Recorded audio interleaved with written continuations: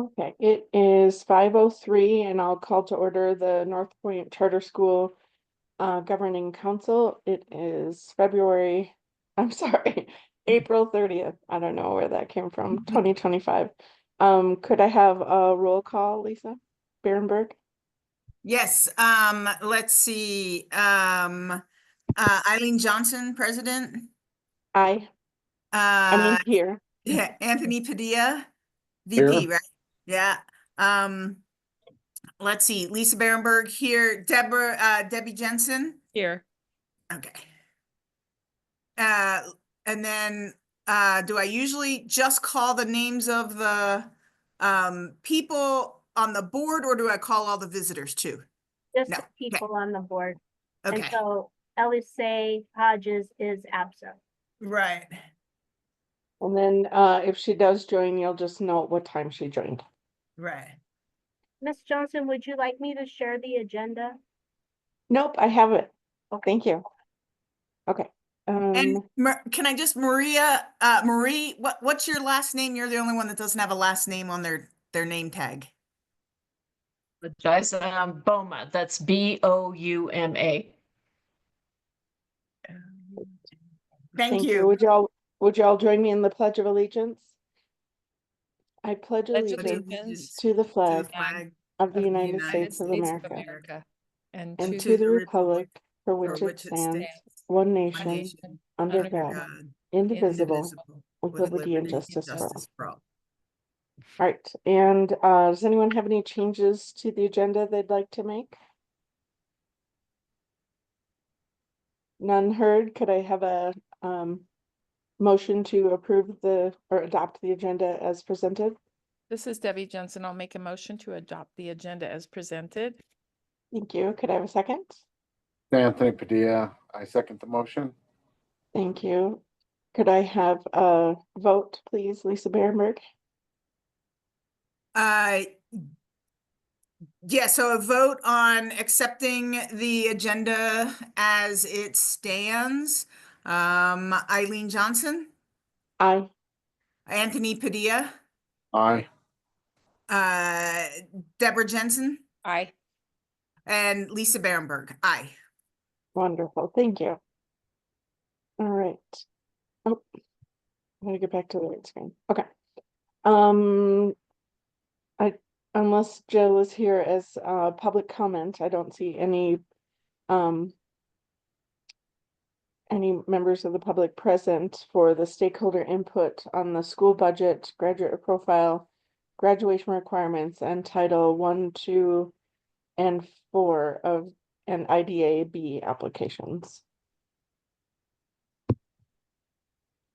All right, does anyone have any changes they would like to make to the consent agenda, the minutes, or the finance bars and check register and bank reconciliation?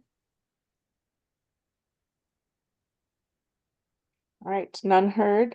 Could I get a motion to approve the consent agenda as presented? This is Anthony Padilla. I make a motion to approve the consent agenda as it is presented. Thank you. Can I have a second? Deborah Jensen, second.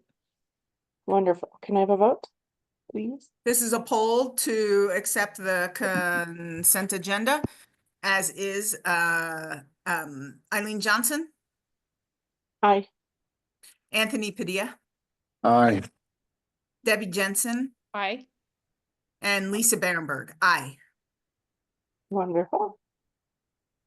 So the financial management portion, the finance committee met before this and we went over the monthly checkbook register and bank reconciliation briefly, and then we talked about the annual budget that we're going to review and pass or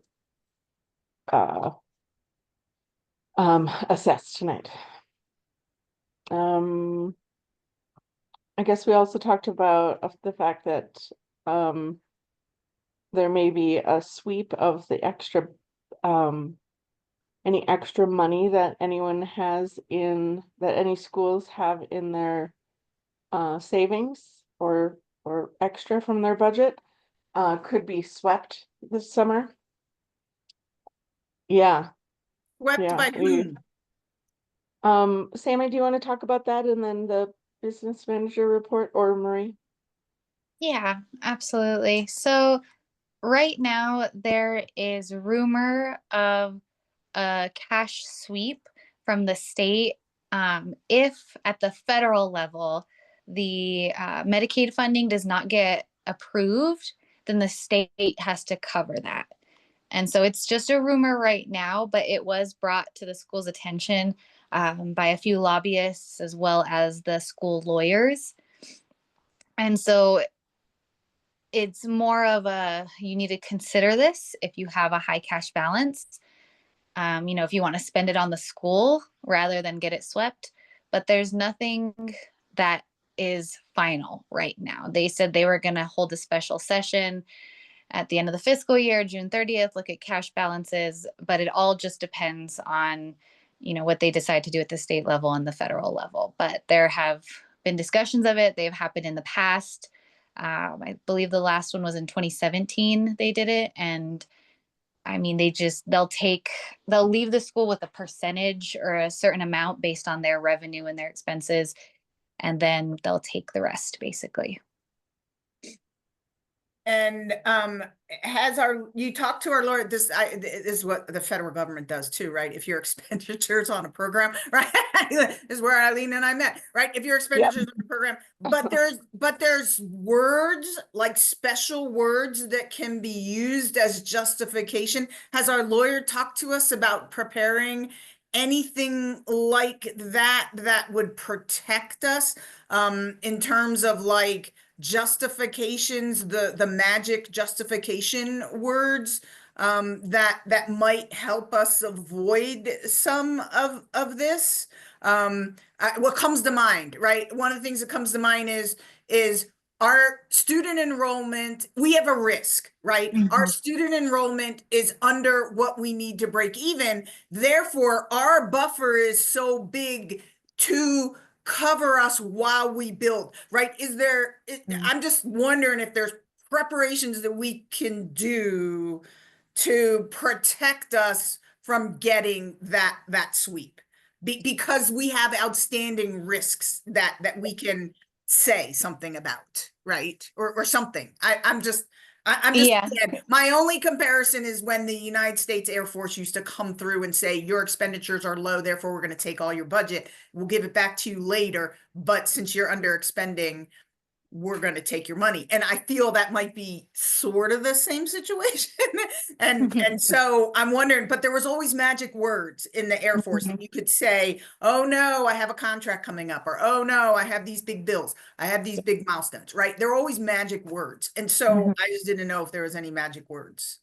At this point, I haven't heard specifically. I've had some schools that have said, well, we have our GC approve a reserve and it's specific, but there hasn't been confirmation that means that they're not going to take it necessarily, because there's a lot of schools just like this school that we're saving for a specific project, right? To fix something, to buy a building, like all these schools have these plans for their cash that they've been saving for years, all for it to potentially be swept.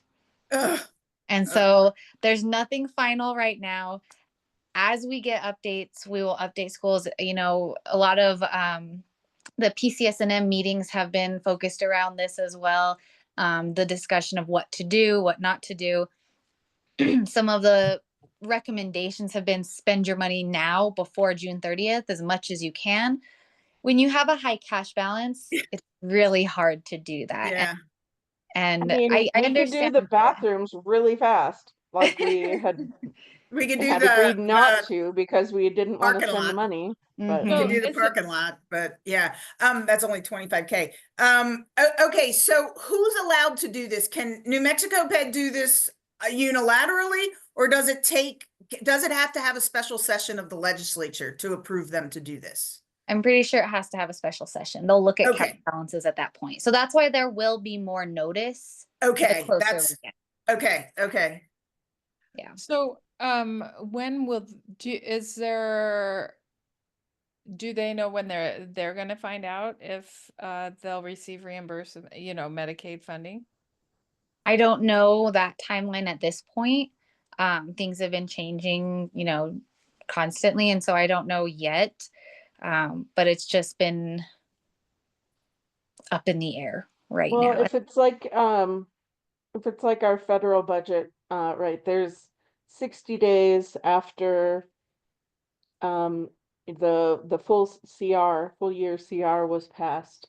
And so we plan to know in mid to late May what our federal budgets would be. And so I would guess that it would be around that time, and then probably early June when we would start receiving the money that was given to us in the full CR. So it's probably, I would guess it's around the same time.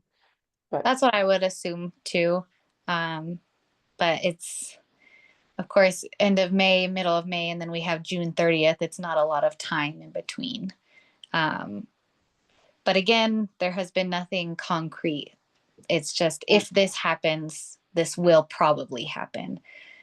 We're hoping it doesn't, of course, but Lisa, is our quote for the bathroom still good? I don't want to say go, The but higher one. Is maybe it possible to encumber money and then disencumber it? not legally. The Yeah, bathroom quote would have to be refreshed, and I don't think we can, from what I understand, they wouldn't even look at encumbrances because they would look at the audited cash value, which is why we're electing to pay out teacher contracts as of June 30.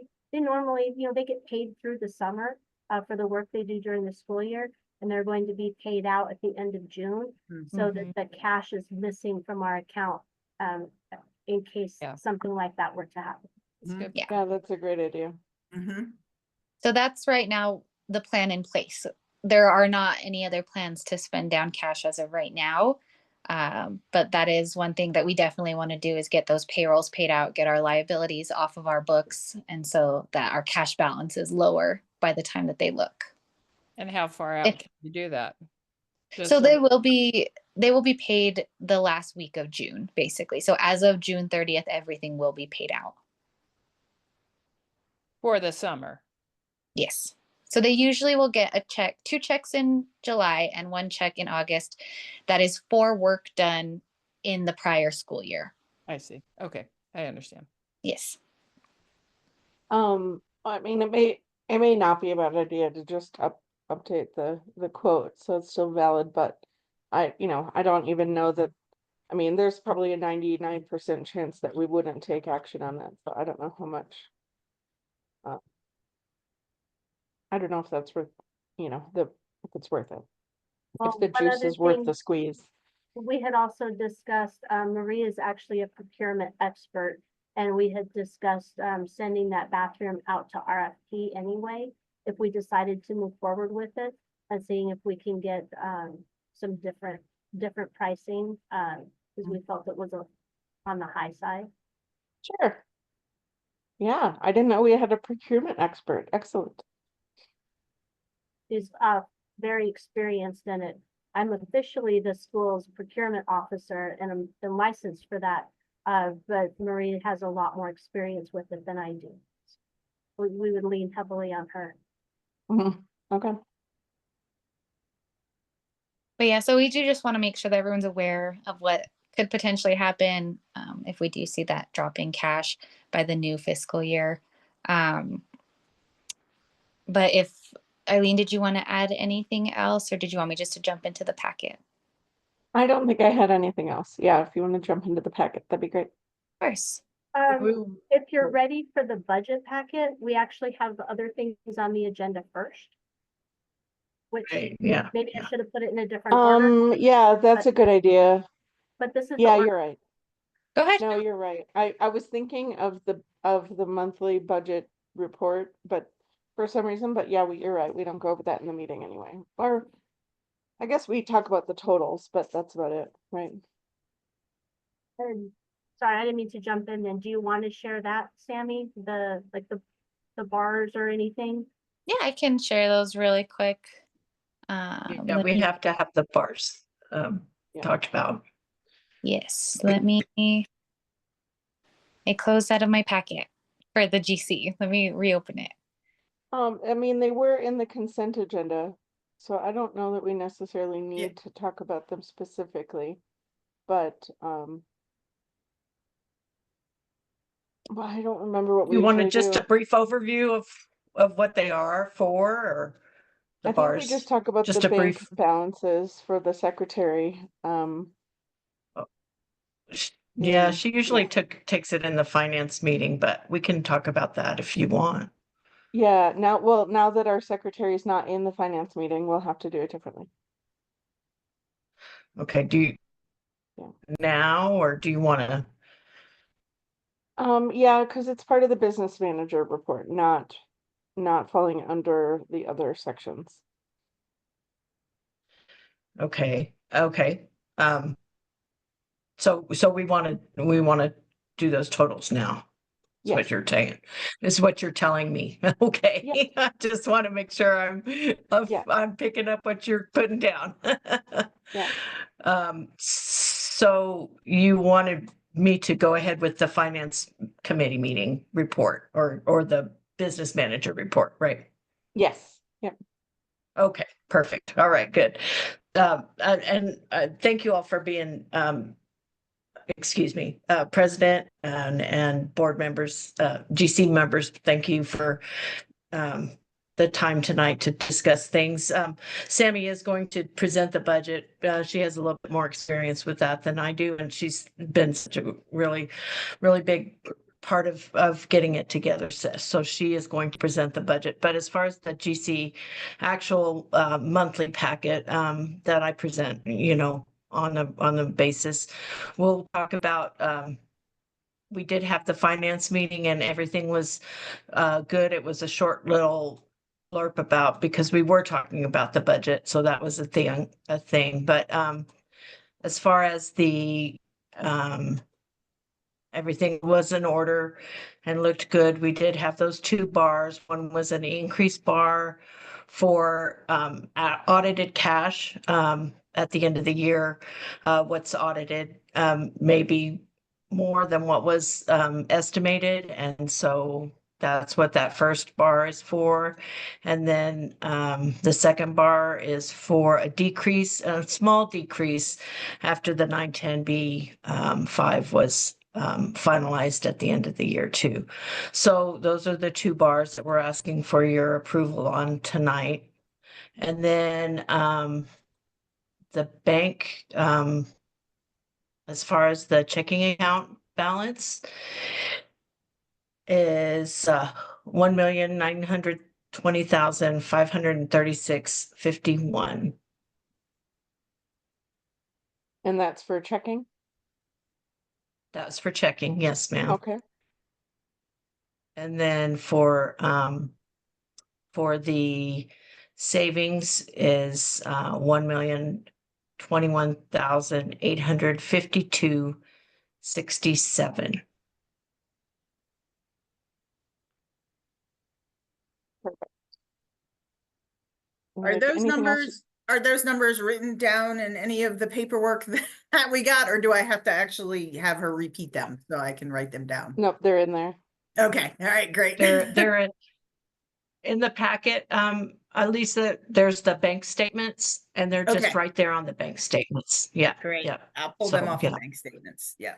Okay, great. And I Thank stand you. for any questions that you might have about the monthly report.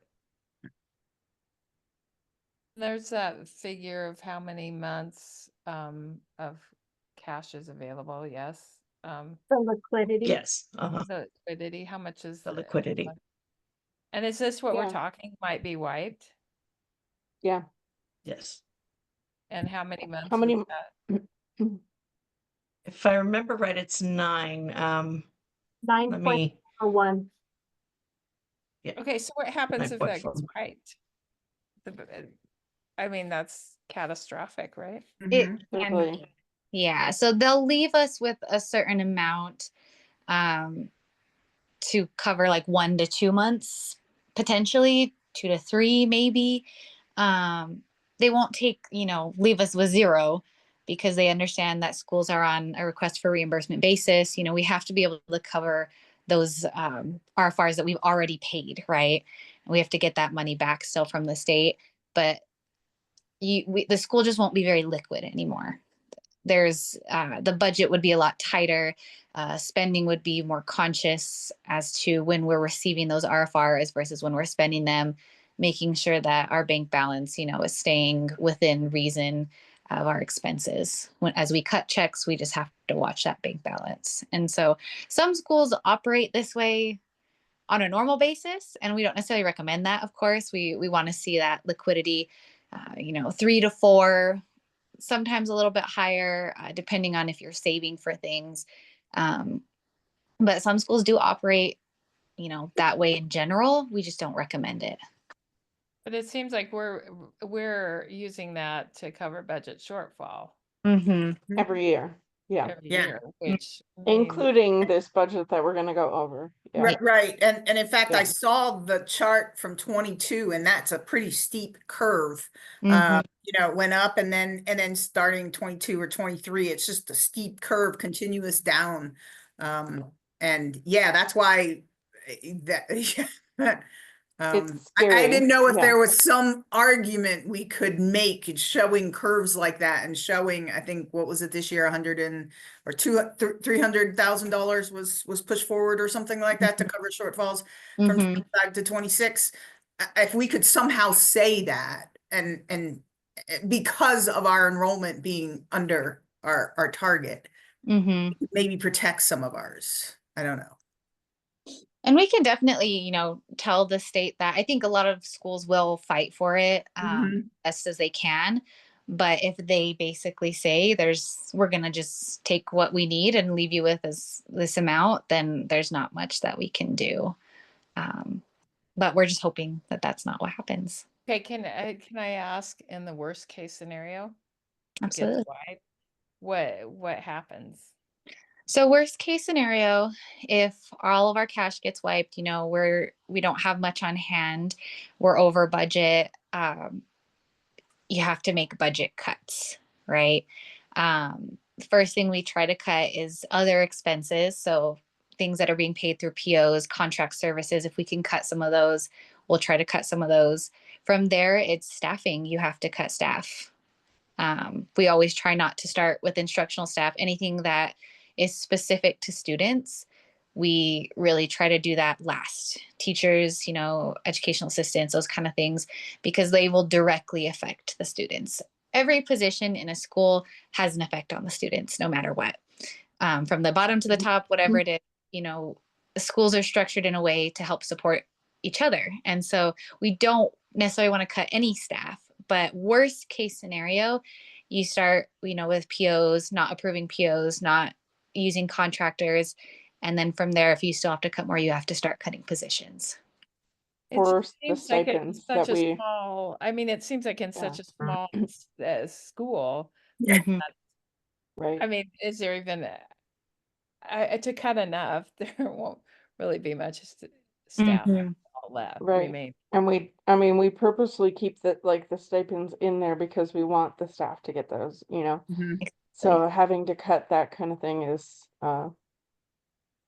just wouldn't be how we want the school to Lisa, I operate. was not a Barenberg. I was going to say a lot of that. I feel like a lot of that precipitous fall came from.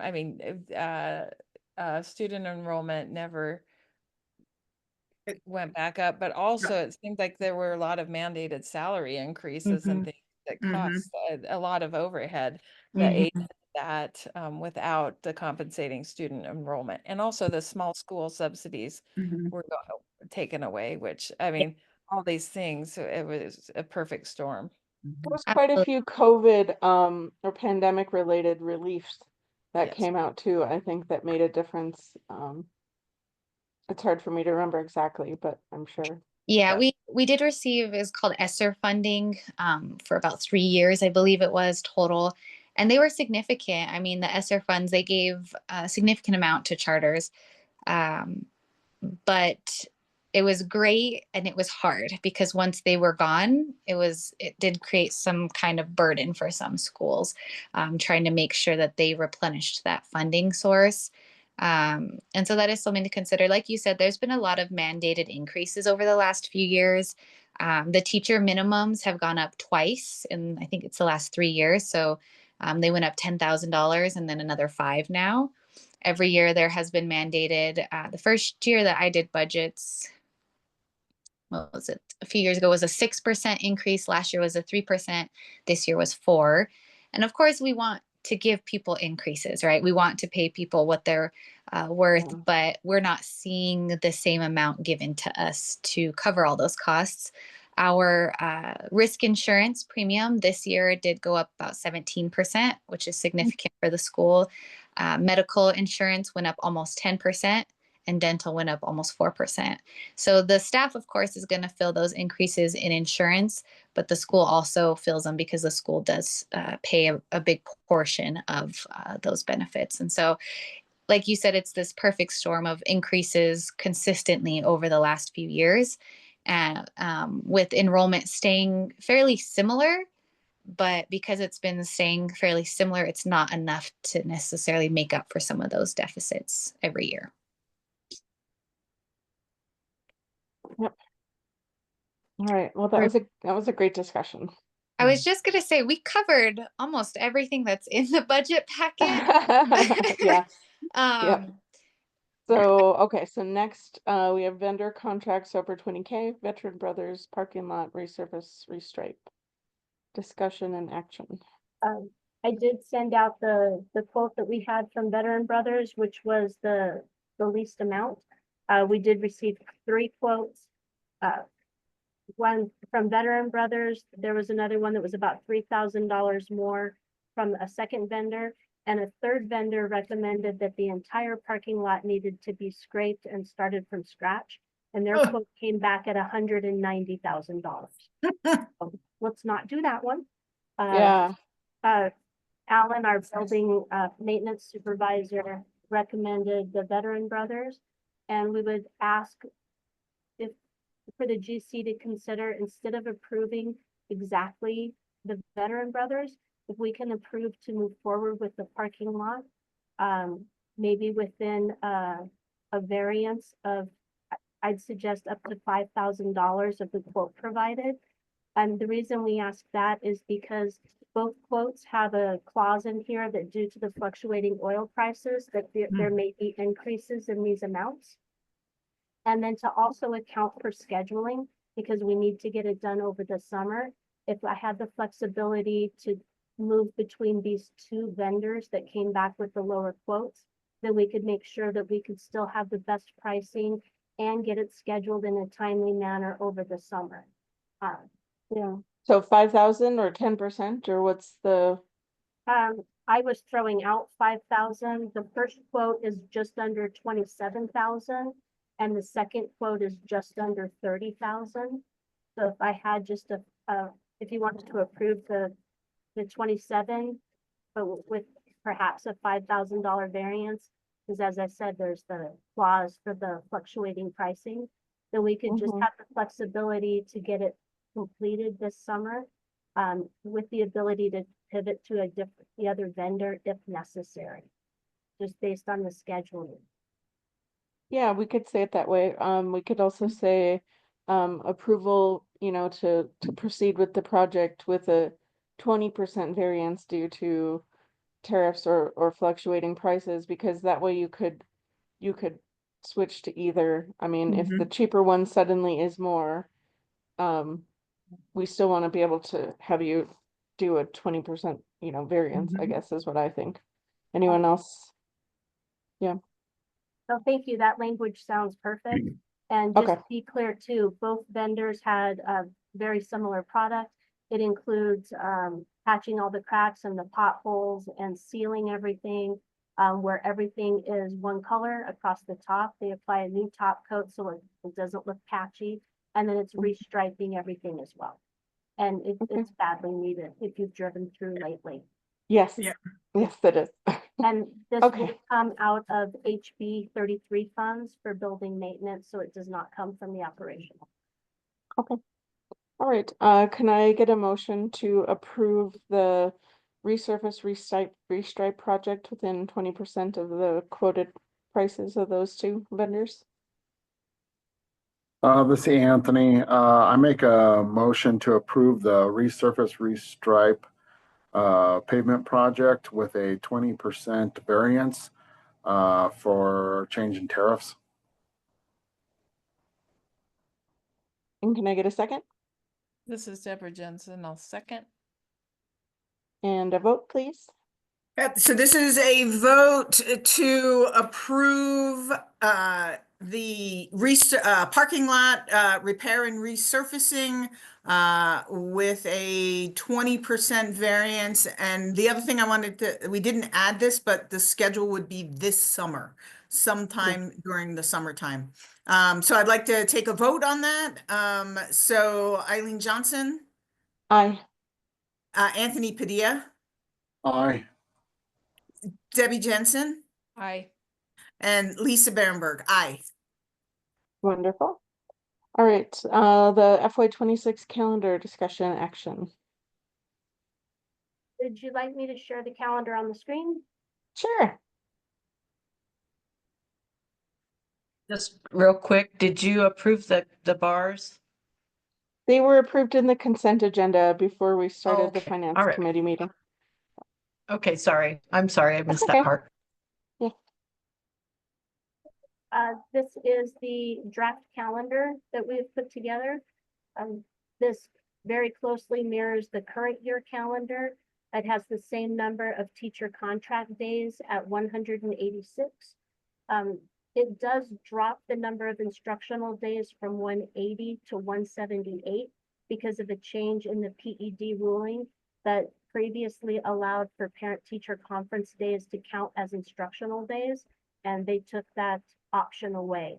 But the calendar still mirrors what we had last year. The breaks align with APS, obviously the largest district in the city, so that if parents have children in more than one school, their breaks hopefully will align. Okay. So 178, I don't have a problem with the number of days, but I think that the 178 is in conflict with the 181 that was shown in our budget, and we're getting an extra amount. And so does that gonna lower what we get paid from the state by only doing 178? No, the extra days that you see in the budget packet are for professional work hours, that the school is allowed to claim additional days as professional work hours, which accounts for the funding difference that you saw. Okay, So okay. Teacher attendance versus child attendance, is that? Right. Okay. Yeah. All right. Just wanted to make sure that there wasn't an error and we were going to get less from the state than we thought. Okay, perfect. Yeah. No, thank you for asking. The calendar was also provided to our sister school here in the building in hopes that we could align our breaks. I have not seen their draft calendar yet, but I provided this to him back in January, and we verbally agreed that their breaks would align.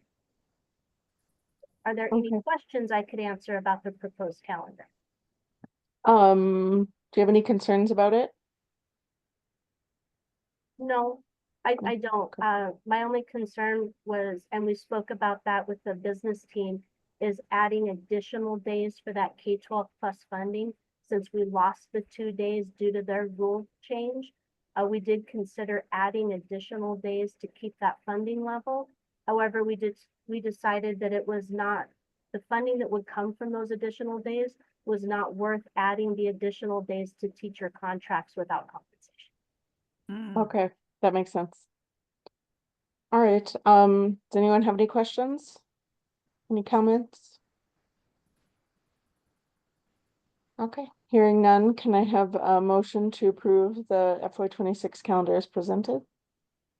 This is Anthony.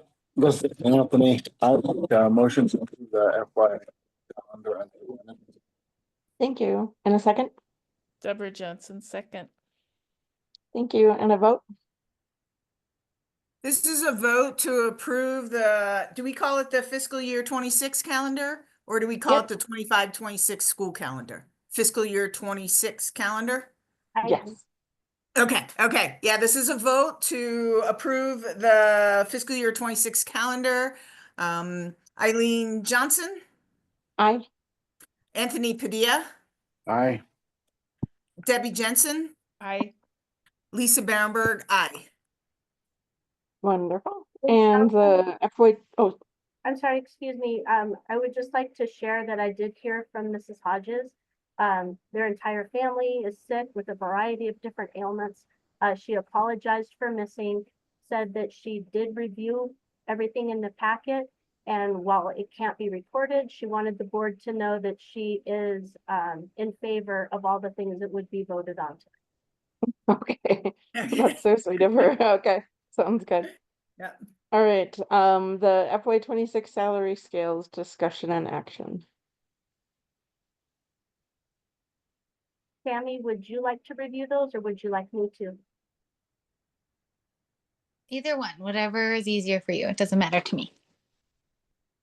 I'll go ahead then. The salary scales, the teacher minimums were mandated to increase to 55, 65, and 75. And as we've done historically, we added $2,000 above that to remain competitive with the local district. So our teacher salary scales will begin at 57, 67, and 77. And then the non-instructional salary scales, there was not a mandated increase, so they received a 4% increase over last year across the board. Are there, what questions do you have about the salaries? oh, hold it. Who received a 4% increase across the board? The maintenance supervisor, registrar, admin assistant, EAs. Okay, sorry, I didn't hear who you said. Okay. We decided that we would discuss executive director percentage or amount at the next meeting. So we didn't just automatically do 4% or anything, but and if there are no questions, could I have a motion to approve the FY 26 salary scales as presented? This is Deborah Jensen. I make a motion to approve the FY 26 salary schedules as presented. Thank you. And a second? This is Anthony Padilla. I second the motion. Thank you. And a vote? So this is a vote to approve the fiscal year 26 salary scales. Eileen Johnson, Aye. Anthony Padilla, Aye. Debbie Jensen, Aye. and Lisa Bamberg, aye. Wonderful. All right, the FY 26 budget. Did everyone have a chance to read it? Should we go over it? I know we went over it in the finance committee, so I'm familiar. I'm good. I I read suppose we through should it. go I'm over it. good. A Oh, you're lot of good? what Okay. we all went over in our prior discussion was basically what was in the budget packet. So Yeah. it all Yeah. flowed really, it was great. Yeah. Yeah, the salary scale, the 4%, Mhm. the increases in dental and medical that we absorbed and the teachers will have to absorb. Mhm. Yeah, it all really flowed really well. We're gonna be about 390 cutting into our money that we already have, and that should go down by 177. Was that what, or 117? 118 118 for lease with assistance. lease assistance, but that was the same as the year before, right? We were at about 350 and then lease assistance wasn't calculated in. So Mhm. hopefully I So made that clearer, not more confusing. So there is an expectation, even though lease assistance was shown as last year, there's an expectation that it will come in again. Okay, Correct. all right. I was a little confused as to why it was, what, a 117 last year, and then it was 0 this year. And I'm like, is there some program that got canceled? Okay, so we're expecting it. It just hasn't hit yet, so it can't be Yes. counted. Okay. Yeah. Yeah. They don't let us budget for it at this time because the applications are due in the fall. And so they approve our application and then they'll give us an award and then we do a bar late fall, early year Okay. to actually get that budget authority, but they just don't let us get it. Okay, okay, yeah, I did see that and I was like, oh, what happened? Why aren't we getting it again? Okay, so that's perfect. Yes. Okay. And then I guess on the budget packet, or yeah, on the budget packet, one of the summary pages on the bottom said that something was a 47% increase, or yeah, increase, but it showed a negative percentage, and so we made that change to the packet to show that it was a decrease. It's our at-risk funding. Yeah. Yeah. And so that is one thing I did want to point out specifically is one of our biggest decreases in our revenue for our SEG is our at-risk funding. They changed how it's calculated this year. And so ours actually got almost cut in half. It's based on the family income index, the 3-year average. And so we went over this in the finance committee as well. It's confusing because you would think, a lot of our schools, a lot of charters in general have a lot of at-risk kids, but a lot of at-risk families don't file their taxes. They just don't. And so this family income index is based on family taxes, on the filings that they do for the 3-year average. And so your highest at-risk community members, kids, they're not going to have that number. And so they won't be accounted for. And so our risk did almost cut in half. And that is probably our most significant decrease here. We have one other slight decrease in one of our special ed programs. It's like $1,000. And then also in those K-12 plus days, since we did not elect to increase our calendar more, we did lose out on that funding a little bit because parent-teacher conferences are no longer being counted. All right, wonderful. If no one has any more questions, can I get a motion to approve the FY26 budget Really as quick, provided to us? Oh, sure. we do have specific verbiage Oh, okay. Yeah. to approve. Let me send it in the chat. Wonderful. How much funding do we lose out on? For the $1 million. The calendar. for the calendar changes, it was about $22,000 for those days. And for the at-risk funding, it was about $93,000 decrease over last year. 83,000. 83,000, excuse me, 83,000 decrease over last year.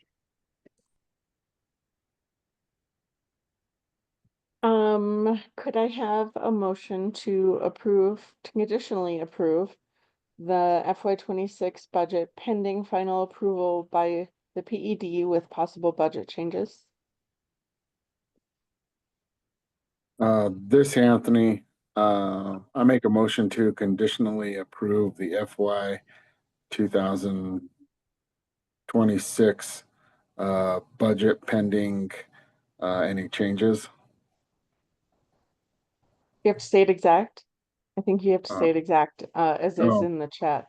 And he, hold on, let me get to the chat. I didn't get the chat. Let's see. Can I say it? Or Anthony? Sure, if you have it up first, yeah. All right. Do you mind, Anthony? No, go ahead. This is Deborah Jensen. I make a motion to conditionally approve the budget pending final approval by the PED with possible budget changes. Thank you. And a second? This is Anthony, I second the motion. Thank you. And a vote? This is a vote to conditionally approve the fiscal year 26 budget pending final approval by the PED with possible budget changes. Eileen Johnson. Aye. Anthony Padilla. Aye. Deborah Jensen. Aye. Lisa Berenberg. Aye. Wonderful. All right. Inventory disposal Really, discussion and action. really quick. Sorry, I apologize sure. for anything. Oh, and you guys can leave, right? If you yes. But before we leave, we're going to be sending out a form from PED saying that the GC approved the budget. And so it'll go to everyone through Adobe Sign. And so we'll just make sure that we get all of those. The budget is due next week. And so we just need it before then. But we'll get it sent out tomorrow. So just be looking out for something from us from Adobe Sign. And all the GB the governing board members have to sign that? That's Everyone who's present. oh, everybody, that's what I was wondering should we It's be LSA, texting yeah. Elise to say, hey, you're gonna get this thing? Oh, so only the 4 of us? Yeah. Okay, okay. Whoever was present to approve, basically. Okay, got it. Mhm. Perfect. All right, we'll watch for that. Thank you. Mhm. Thank We'll you see you guys so next much. month, please. Thank you both. I need to start making a little note on there. Eileen, please ask people if they want to leave. They have things to do. All right. Okay, so now inventory disposal and discussion action. As I sent out, we have just a few items for disposal. A couple of items that are broken and need to be discarded, and a few laptops that are Windows 7 and have exceeded their usable life. Okay, do you want to show us the list, or it was in the packet? It was in the packet, but I'm glad to Yeah. share if you like. Okay, yeah, let's look at it real quick. These come off, or have they, I'm wondering, and we probably shouldn't have let them go, because the question is, these have already been in the budget, amortized, so they're not worth anything, right? Correct. So they just are disposed of and gone, but it doesn't have any financial impacts on any of the budget stuff, right? Because That's they're right. already been amortized and they're gone, right? Yes, that's correct. Okay, okay. Any depreciation has already been has taken place, and they are sent to our IT company for recycling. Right. Okay. All right. Yeah. So I'm good with, yeah. This is a listing of the items. Most were acquired in 2018. There's a 2015 and a 2019 acquisition date. And this is the inventory tabs that came from those items. Okay, great. Sounds good. Okay, can I have a motion to approve the inventory disposal of those items as presented? Mr. Anthony, I make a motion to approve the inventory disposal list as presented. Thank you. And a second? Deborah Jensen, I'll second that. Thank you. And a vote? This is a vote to approve the inventory disposal list as presented. Eileen Johnson, Aye. Anthony Padilla, Aye. Debbie Jensen, Aye. and Lisa Berenberg. Aye. Wonderful. All right. Authorized purchasing credit card users, discussion and action. As the board approved last month, the policy and the ability of the school to obtain credit cards, written in our policy is that the board must also approve the specific users. And while I shared the users last month as myself and Denise Dixon, I neglected to ask you to please officially approve us as users. So You're so thorough. Thank you. Yes. Yeah. So that was, let's see, that was Lisa Mora as the user, and who was the other person? Denise Dixon. Denise Hickson? Dixon. Dixon, Denise. Dixson. Yes, Oh. ma'am. Okay, all right. Are 2 people we're gonna approve? Yeah, okay. Yes. Okay, can I have a motion to add Lisa Mora and Denise Dixon as authorized users for the purchasing credit card? Yeah. This is Deborah Jensen. I make a motion to approve Lisa Mora and Denise Dixon as authorized users of the school credit card. Perfect. And a second? Was Lisa, that yeah. okay enough? I don't, am I misspeaking? All right. All right, and a vote. This Anthony, I second the motion. Yeah. Oh, thank you. And And a this vote. is a vote to approve Lisa Mora and Denise Dixon as authorized users of the school purchase card. Eileen Johnson, Aye. Anthony Padilla, Aye. Debbie Jensen, Aye. and Lisa Berenberg. Aye. All right, academic dean report. Okay. Ms. Dixon had a family conflict and was unable to be present tonight, but she shared the data with me and asked me to pass it on to you. Okay. So you should see her data up on the screen now. As of last Friday, 4/25, We were at 79% of students on track to receive credit. As the year-over-year comparison for that same date, you can see an increase from 2024 and holds steady with 2023. We've still continued that upward trend overall. Okay. In-person students are 78% on track for credit, while our remote students are 82% on track for credit. As you remember, the remote students have run a little bit higher than our in-person students throughout the course of the year. This is the academic comparison throughout the year, just where students are. It's held pretty steady over last month, with the exception of remote, which dropped just slightly from 85% on track at this point last month to 82% this month. And she did not include the subpopulation data at this point. She'll have, of course, as close as full a report as possible next month, but the end of the semester is just shortly after. Any questions about the progress data? Nope. How come she put an extra February one in? Is that just she has a 2.7 and a 2.14. I'm sorry, And I don't then- have the answer. It was just, She probably just pulled data on both of those events and listed them. I don't know. But I'll find out. Interesting. Yeah. I'll ask her, and if there's something of interest there, we can email that information out. yeah, and it was just, it's out of, usually it's just once every month, right? And so. And it's funny that there's something weird and she's not here to answer for it. Right. I have a hard time about that. There is a considerable difference, between in-person and remote for those times. So that's, she must have had a plan, and I'm sure we Yeah. talked about it at the time, but yeah, Okay. I don't remember. Okay. All right, thank you. And the executive director report, again to Lisa.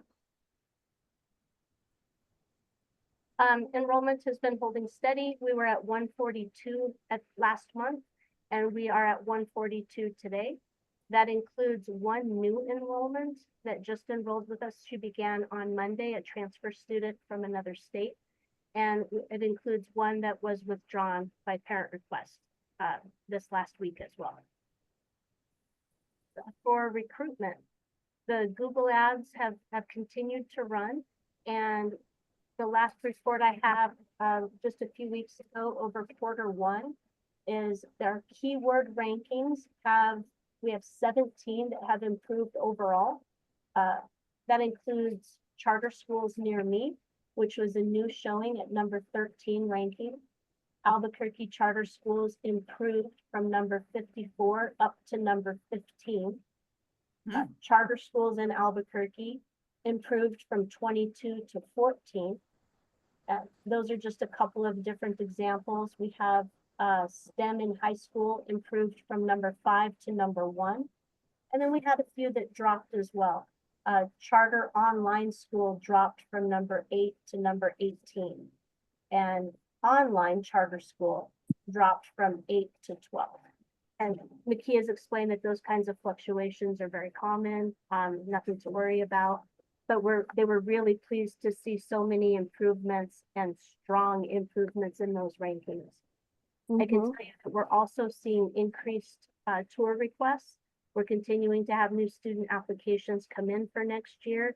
And as we've started tracking those, a number of them are saying that they're finding us on Google.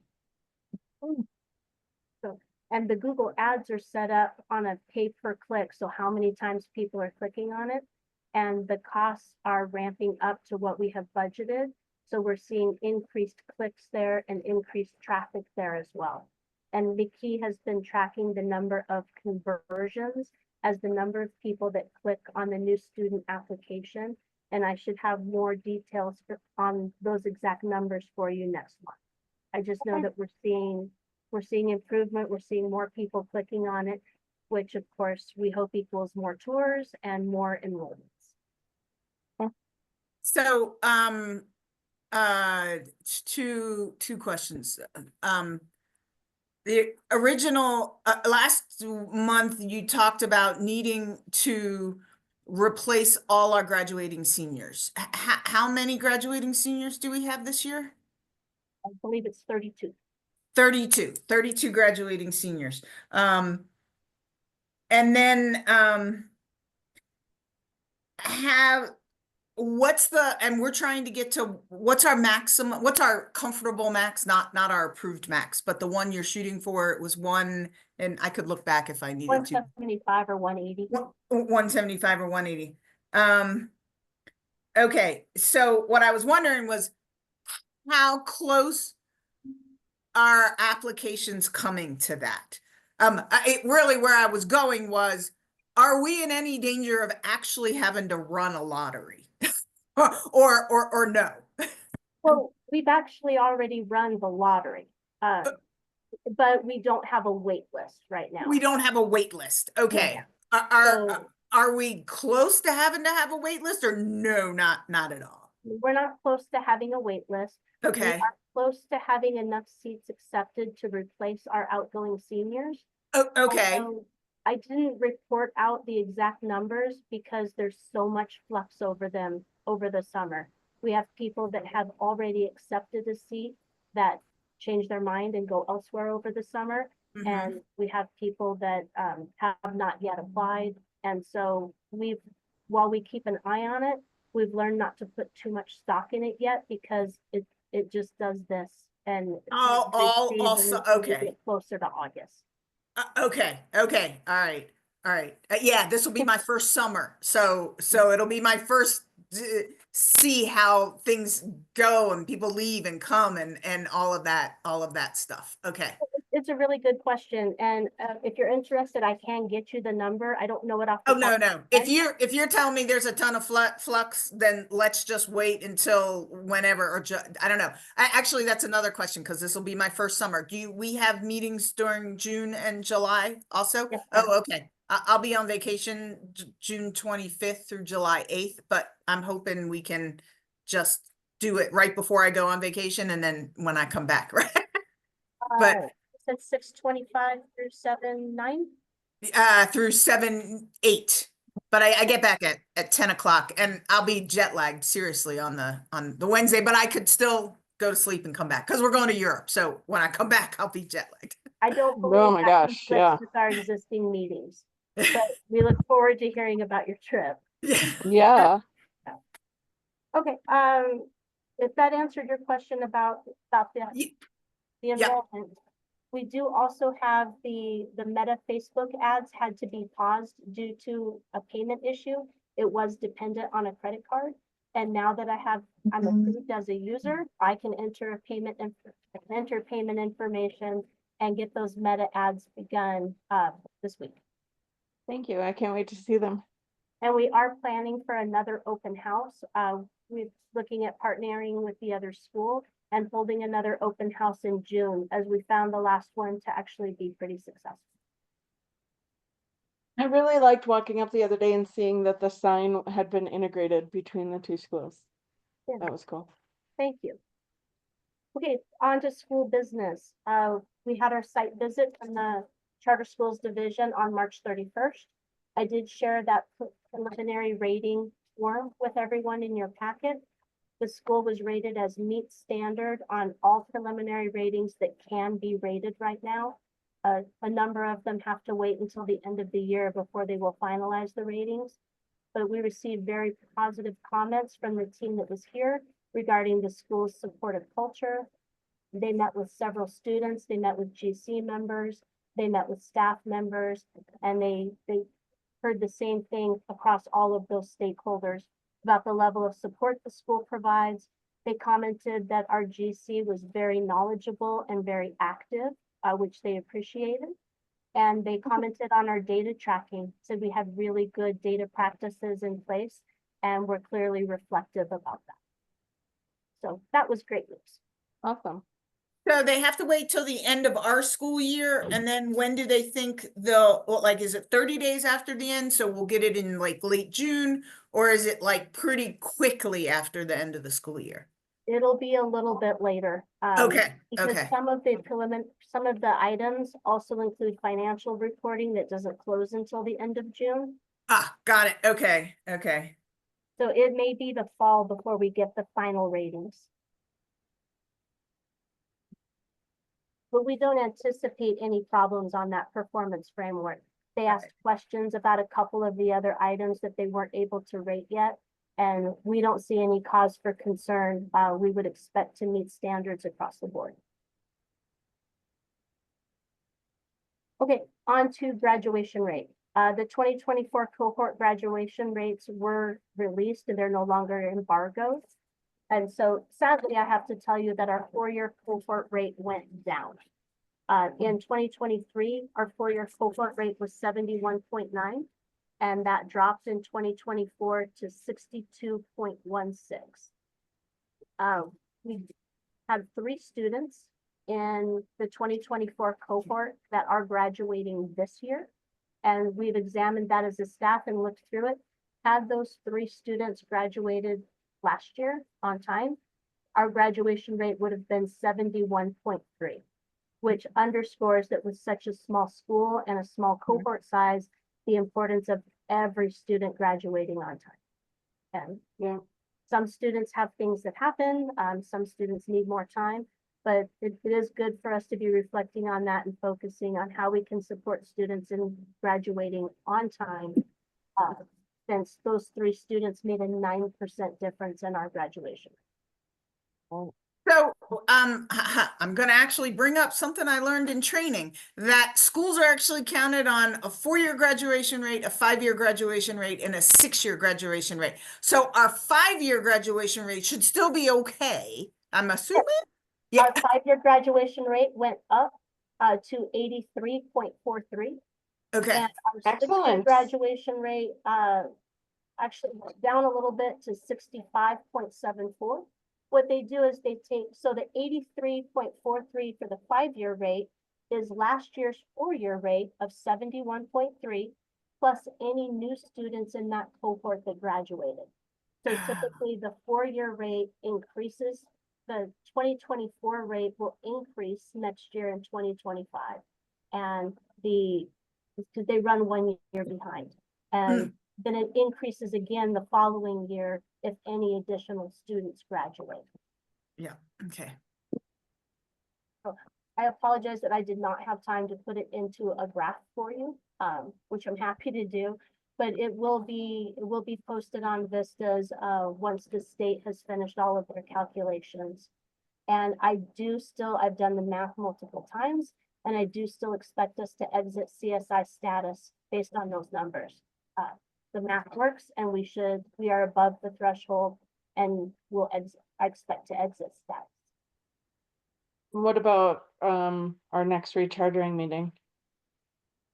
I will share with the PEC. We won't recharter again for 4 more years, but when I just report out on our conditions with the PEC this June, I will explain the grad rate, and I will offer the same explanation that we had, 3 students, and we are making every effort to make sure our students graduate on time, and those efforts are recorded in our dash plan.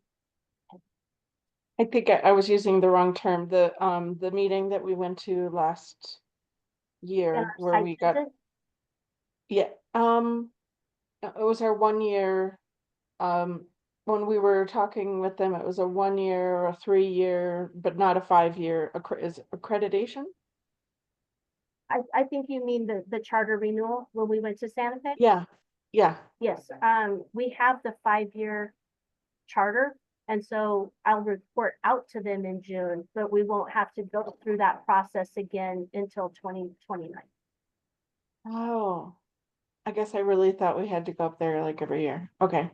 No, thankfully we don't. I'll have to go to report out on our conditions, and of course you're welcome to come with me.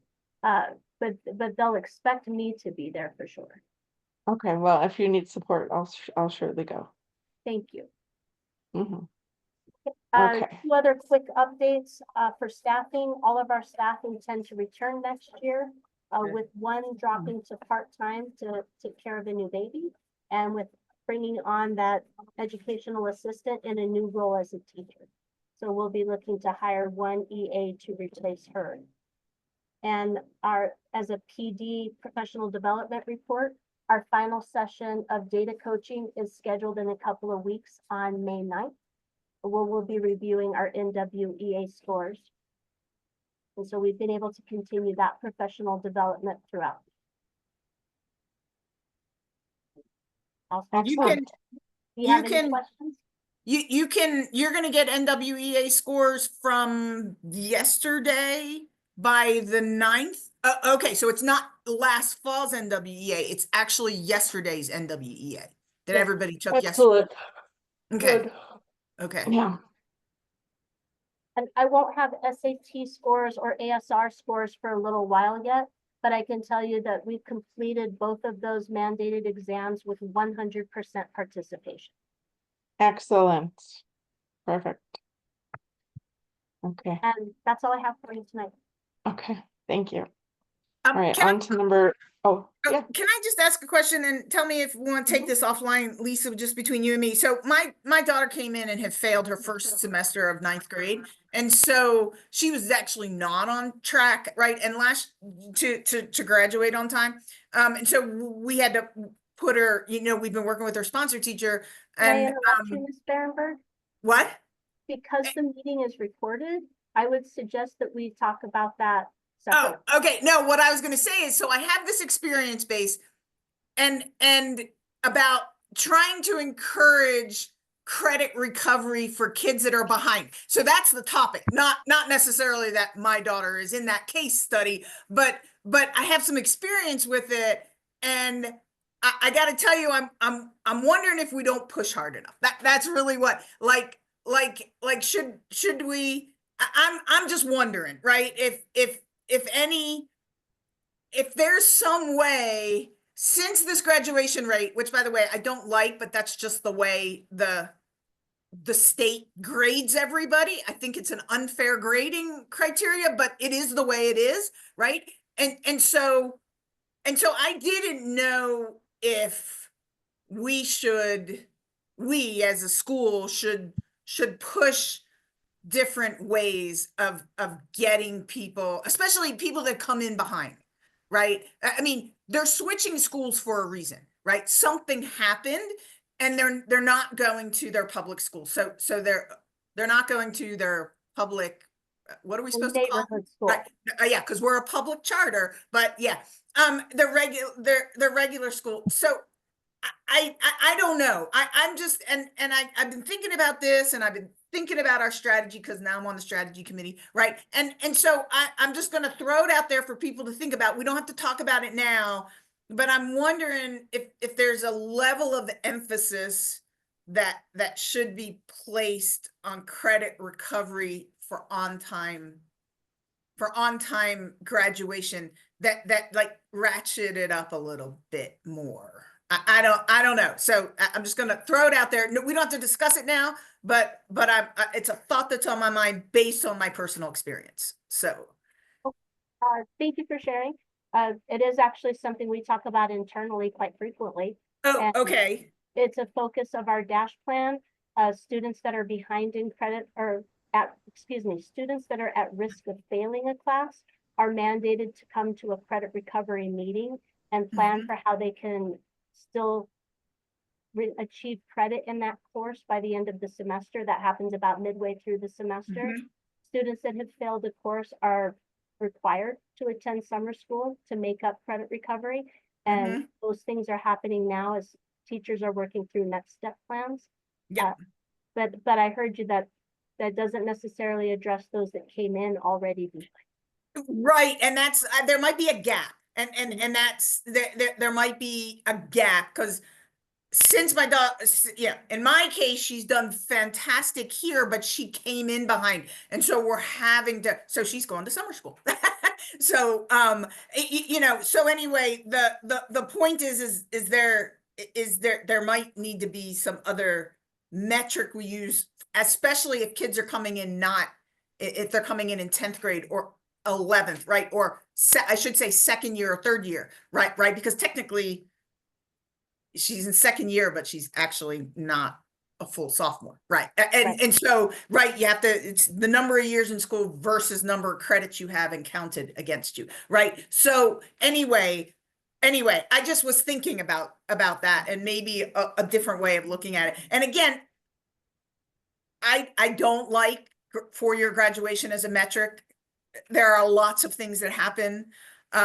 There's a whole bunch of metrics I don't like, but they are what they are, and that's probably the biggest lesson I've learned being on the governing board is you can't rail against them, you got to work with them, right? And so yeah. So anyway, just a thought. And like I said, I'm not saying we have to do anything, but if anybody wants to talk about it or anything like that, that might be something, right? And I'd love to explore that more in a strategic committee meeting too. Right. That's what I was thinking. So. Good, thank you. Okay. All right, the governance section, we have 5 discussions and actions. The first being the governing council bylaws. The PEC required an update to address members falling below 5, which does not fit us at the time, but we do have to update the bylaws. Language that was sent out in your packet, which I can put on the screen if you'd like. I don't think we need to. I think we all read these in advance, and if we have questions on it, we could certainly discuss it. I have one question. I just noticed that the governing board membership was replicated, the wording in both the bylaws and the policy manual. Was that on purpose? It was. Okay. Just wanted to make sure. I thought it was, but I just was like, hey, look, it's exactly the same wording. I wanted to make sure that there wasn't a cut and paste error or something like that, that it was the exact same wording and it was supposed to be the exact same wording.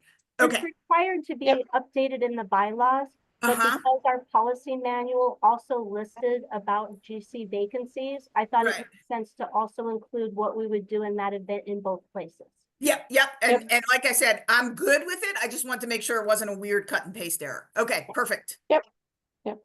All right, could I have a motion to approve the governing bylaws change regarding updates to the address membership falling below 5? There was also in the bylaws updates to the member role descriptions. Oh, that's right. I remember that. Okay.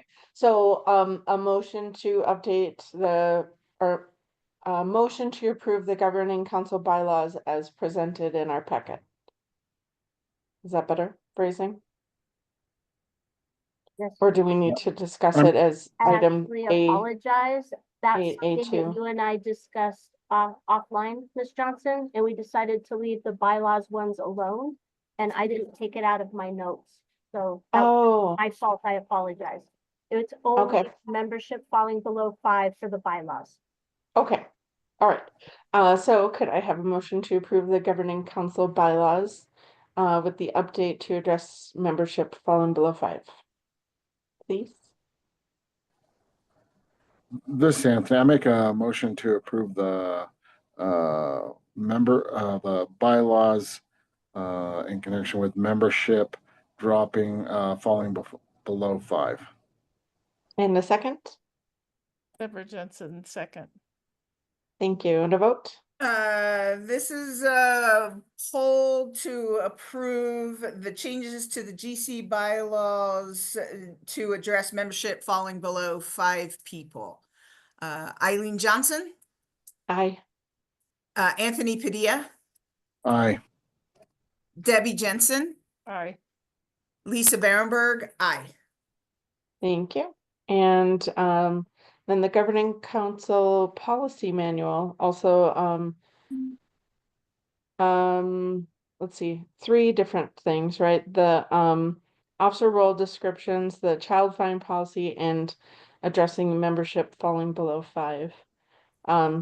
Unless anyone has any questions on it, could I get a motion to approve the governing council policy manual as presented in the packet?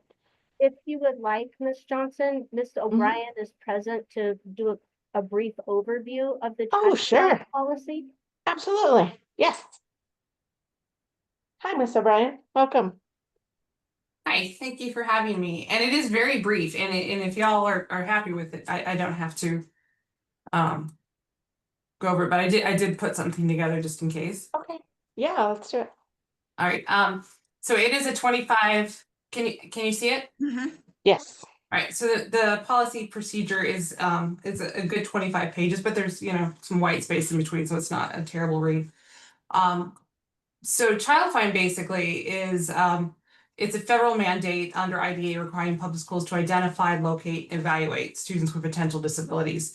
And the reason that we're coming together and putting a policy manual together now is that with the new Office of Special Education, they're doing monitoring of various parts of our programs, not just ours, like across the state, everyone's. And one of the things that they said we need to have is one of these manuals. And we're not going to get like a full audit where they come in and look at everything for a little while, but I wanted to have one in place before then so they can just check it off and be like, yes, it looks good. So that was the plan here. And then plus it's good to have things just written down as well. Anyway, the purpose of a Child Find is to ensure access to a free and appropriate public education for students who have disabilities. And we're proactive in our ongoing identification for all enrolled students. So who does it apply to? It applies to all of our kids. It doesn't matter if they're in person, hybrid, or remote. Definitely includes students who are homeless or in foster care. That could include kids who are academically progressing but are still potentially disabled. And unlike our big neighborhood schools like APS or Rio Rancho, we are just responsible for those students who are enrolled in our population. So how does the process work? In a real quick nutshell, generally we start with early interventions, and so that's support through our MLSS and our SAT, which is our student assistance team. And then a referral, so anyone can refer a student. So through our MLSS, it would be a teacher be like, I've got these real concerns, and we work through the MLSS process, and then maybe potentially move into the SAT, which would make that referral. But if a parent had a concern, which happens quite a bit in the world, they would come and they would say, hey, I think my child needs an IEP, or I think my child has a disability or something, and then that would start a process. And there's a lot of little bits and pieces in between that. But if after that process has been started and we decided, hey, yeah, let's go ahead and do that evaluation, it has to be timely and comprehensive, and it has to be given with something called informed consent. So parents have to know exactly what we're doing and why we're doing it. Eligibility is based off of IDEA, which is Individuals with Disabilities Education Act, its criteria. And it's also determined by a team. So we have a basis of criteria, and then a team gets together, evaluates a body of evidence or data to make those decisions. And then what are the outcomes after that? Well, we could give a child, based off of the data and the determination, a kid either is determined to have a disability and needs specially designed instruction, in which case they'll get an IEP. They could be determined that, oh, well, yeah, they do have a disability after all, but all they really need is some modifications. They don't need specially designed instruction. And so then they might go to a 504 route. Or it might look at it and be like, okay, yeah, well, we're not really seeing a disability, or it's not really rising. And then we say, okay, well, let's go back to MLSS and let's do some supports in that way. So there is family rights and communication throughout this whole thing. So they have the right to request the evaluation and interventions, to be informed and involved, and an access to a dispute resolution as well. So what do we want our practices to be then? We want to have annual outreaches, and we want to have some clear policies online as well, and training for staff. We're going to review these policies and procedures annually and with staff. We're going to make detailed documentation for accountability, and Lisa will tell you I'm very good on the detail part. And then continuous improvement through feedback. And then that, in a very big nutshell, is Child Find. Awesome. I have two questions. Great. I have three questions. And again, I have a kid that has an IEP. He's in regular school. So Sure. The first question is, when he got tested way back in elementary school, APS has a testing thing at Bernifascia, and he went there. How, Yeah. if we who does our testing as a charter school? Are we allowed to use the resources of, no. So do we as the charter school have to pay for an independent tester to test? Yes, so what we do in all charter schools, state charter schools do, is that we contract out. Okay. And contract through CES, and we have a diagnostician and a school psychologist. On staff, we have a speech language pathologist, and she does her testing, obviously. Okay. Yeah. We don't contract with a separate one. We have a rec therapist that we, have sort of, we don't have anyone I'm sorry, or not a rec therapist, an OT. And so we have those folks who are available to do some testing. She's done a consult with me once, but it's not common in high school with our. And that was my next one, was how common is it to discover these in 9th through 12th grade? Because like I said, my kid was discovered in 3rd grade, right? And only because he was behind in 1st, behind in 2nd, that they wouldn't test him until 3rd, right? So and because I kept thinking, oh, he'll catch up, right? So it's not common in high school, was the one, and then the ancillary to that is we get a lot of inherited IEPs. Yes. So okay, so and is the inherited IEPs handled under this policy or handled under a different policy? They're handled differently, so that's not fine, because we've already found them, and so they have that triennial reevaluation. Okay. The process, which may or may not include formal testing. Right. Okay. So inherited another process. Yeah. And to answer your other question, in preschools and elementaries, they tend to do the heavy lift when it comes to evaluations. Right. High schools, it's less common. Since COVID, especially, I tend to see, and when I worked in the bigger districts, when I saw more, I tend to see a lot more emotional disturbance with like anxiety, depression, that sort of thing. Oh, at the high school level. Right. Yes. Okay. And then also kids who are more transient or homeless, we might see something more with that at the high school level because they just weren't caught.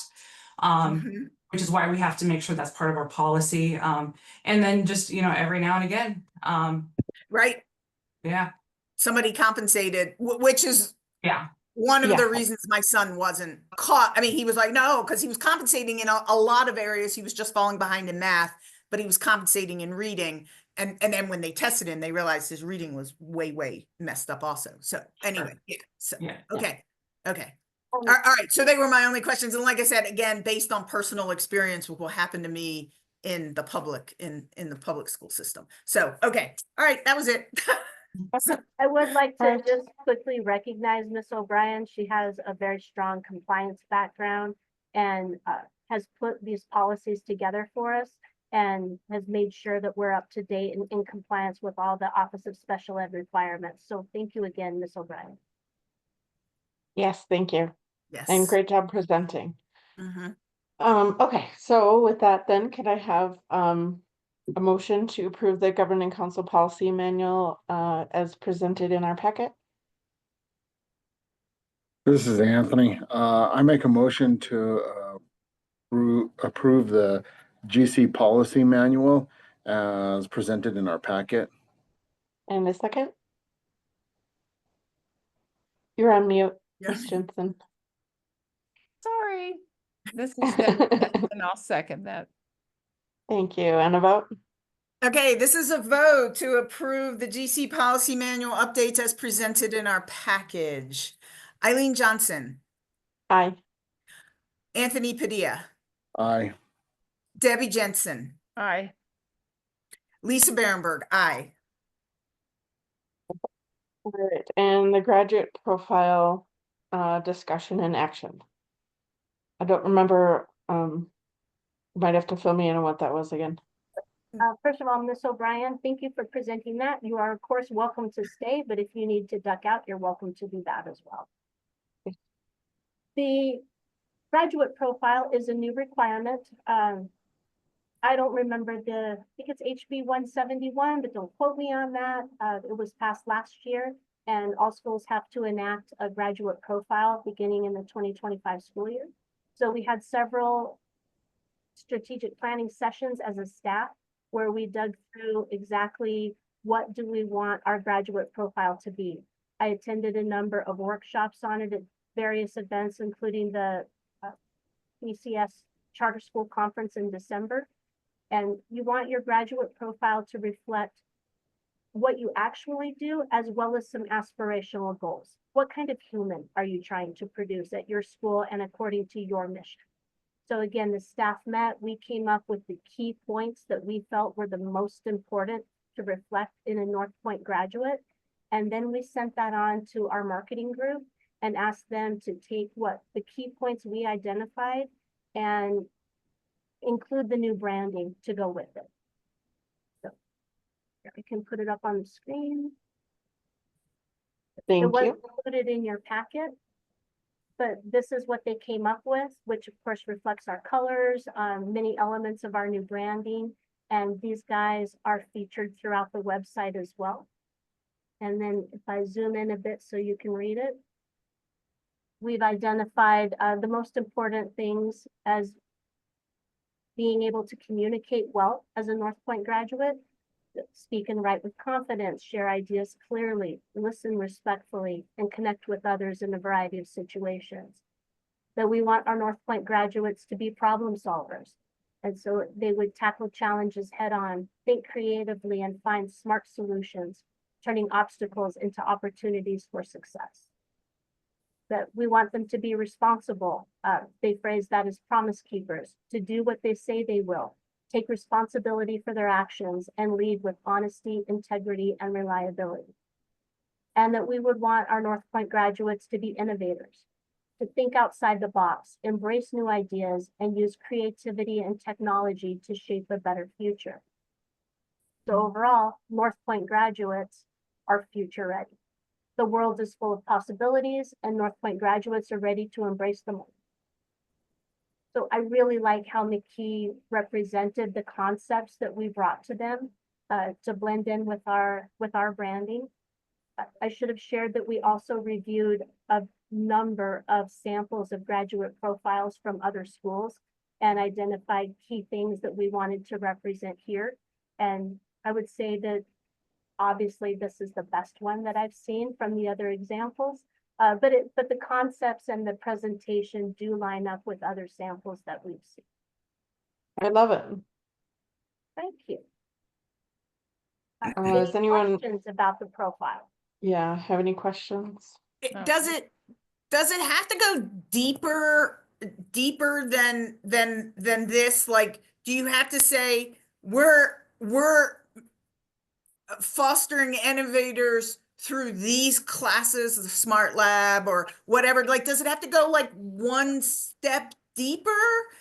Is there a requirement or not really? We can just say this and we don't have to necessarily prove it through our offerings, because I believe we are. Like I could go through each of these and think about what my daughter has taken and said, why, yes, that is actually done. So that's one of the things I like, is that this is true. It's not made up. I could link each of these to experiences she's having. But I didn't know if there was that responsibility, right? Because anybody could go and make something up, but if you don't link it to actually what's going on in the school, it doesn't really make sense. But we could actually go and link each of these 4 things to some specific thing that we do in the school, right? Which is one of the things I like. Right. Yes, we can link it. To answer your question, no, there's not a requirement to be able to prove it or to link it. Okay. It's actually been discussed that we could have created a compliance document that we create and we put up on the website and no one ever looks at it again. Or we can create something that's more meaningful, that's branded to what we want to do, to our mission, to our vision. We intend for this, of course, it will be on the website as for the compliance piece, but it will also be included in registration packets when families come in. It's something that we internally wish to talk about and to embrace and to share. And that's why we intentionally use some language that comes from other items we have posted throughout the building and intend to add this to our school culture rather than just put it up on the website and say, yes, we have a graduate profile. Right.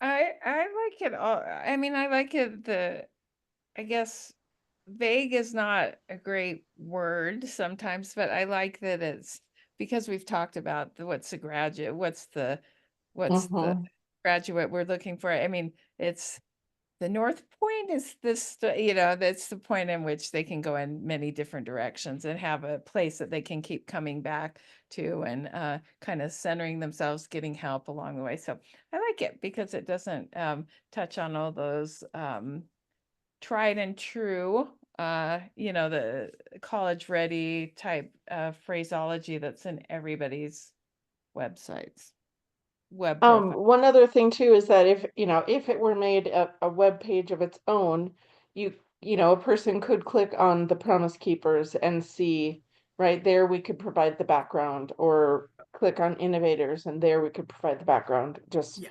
if we wanted to, but this is a good graduate profile on the surface. Lisa's making a note. Yeah, let's prove it.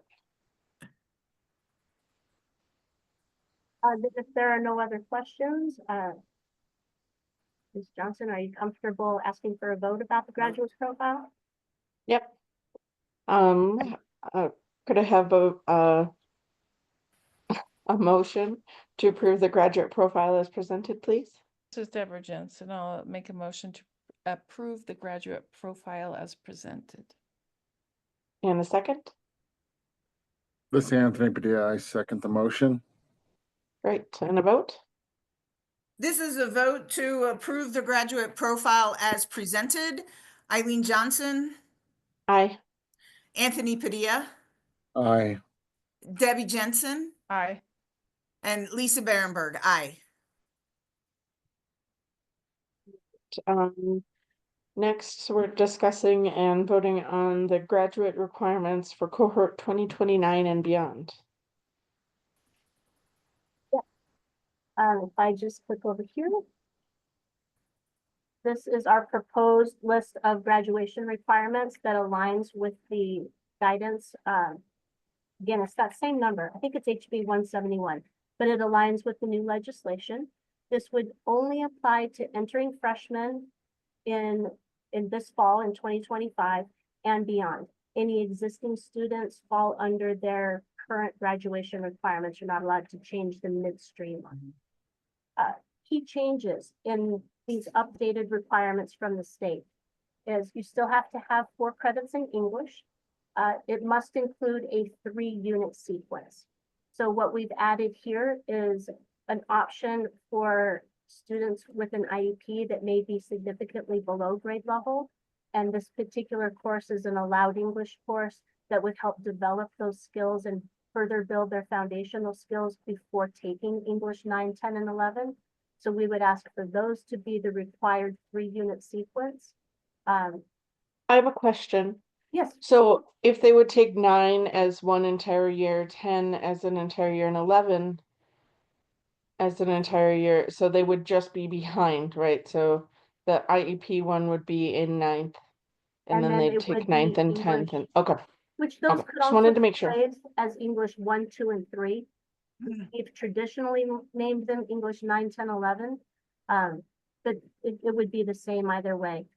And Okay. then for English 12, they have to have 4 credits. So if they didn't take the literacy course as to begin with, they could take English 12, they could take expository reading and writing, or of course it could be dual credit English courses that could meet English requirement. Okay. For math, I know that we've spoken previously about the math requirement. Students do still have to have 4 credits in math. They removed the requirement, the state removed it, that you have to have Algebra 2 or higher as a requirement. We've spent a lot of time talking about this, especially with our math team, and would suggest that, of course, Algebra 1 and geometry are required. And then this would be the listing of courses that could complete those other 2 requirements. I like it. Yeah. More about Algebra 2 as a requirement. We do have to offer it. We don't have to require it. Algebra 2 would be a needed prerequisite to take pre-calc, calc, or trigonometry. So it's a natural step for most students. However, for students that may have an IEP, rather than have them take Algebra 2, we would focus probably on the concepts in probability and statistics. And then we strongly recommend financial literacy as an option for students as well. In a previous board meeting, you had questions about what sorts of things that included, and it does include balancing a checkbook. It does include taxes with the entire course syllabus. And our math team strongly recommends that. But rather than make it a required course, we would ask to keep it an option so that if a student came in and was very math focused and wanted to do Algebra 2 or pre-calc or calc and trigonometry, that they had the flexibility to do that rather than being required to take one of the others. Okay, science is the same. You still have to have 3 credits in science. Our science team would like to phrase that as you need at least 1 credit of physical science, which would be one of these courses, and 1 credit of life science, which would be one of these courses. We would like to make biology a required course because it's a basic building block course that we felt every human needs those basic skills. But then the students would be allowed choice regarding which of the other courses they would like to take to fulfill the requirement. And When do you offer science during credit recovery during the summer? Yes, ma'am. Okay. So you need 2 lab components. Biology is one of the lab components. And I know chemistry is a lab component. Physics is a lab component.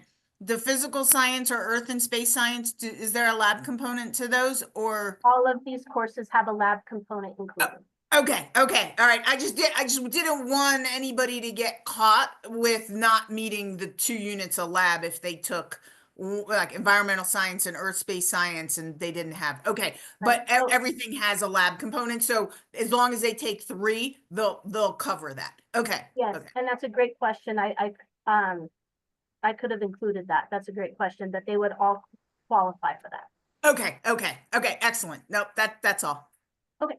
For social studies, the state increased the number of credits required. It was previously 3.5, and they upped it to 4.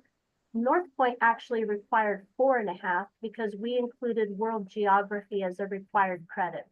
What we've decided to do is edit our world geography class from a full year credit down to a half credit for 1 semester and make it a really strong half credit class. And that would give us exactly 4 social studies credits, which gives students 1 social studies class per semester. And when we had it at 4.5, there was always 1 semester that they had to double up in social studies. PE is still required. Students can meet that requirement through marching band or JROTC, but that has to be issued by the school that offers it and then sent to us on a transcript where we can add it for them and count it as credit.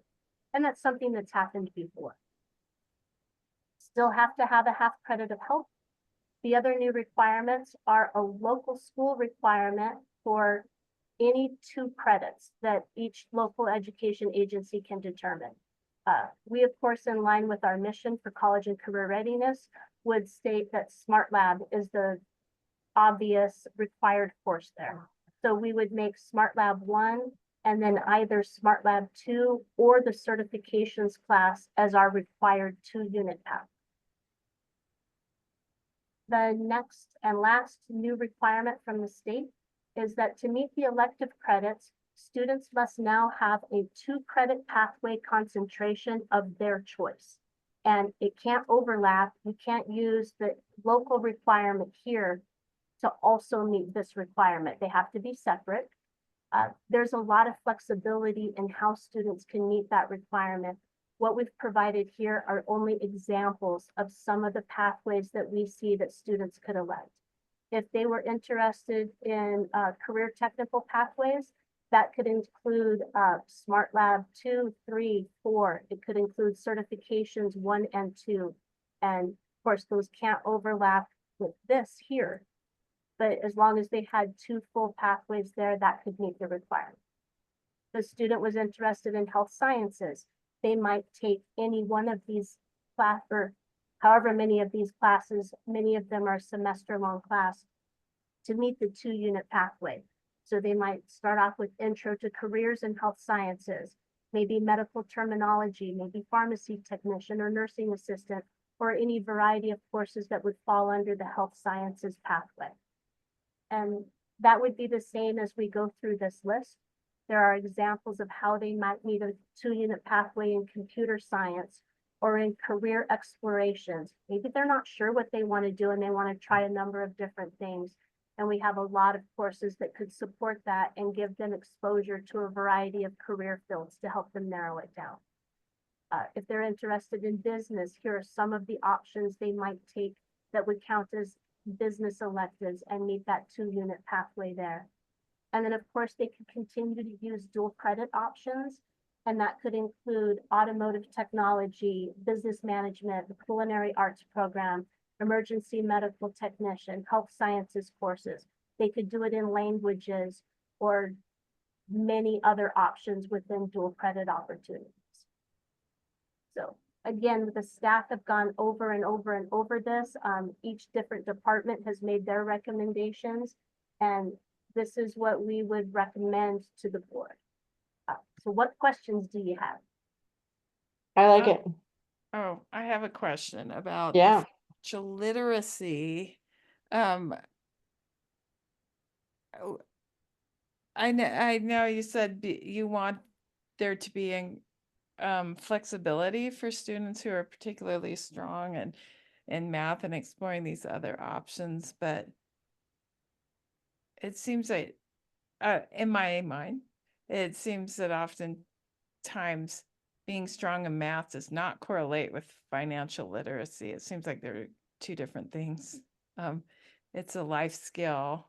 And it seems like even if they're in calculus in college, that they still need to know financial literacy.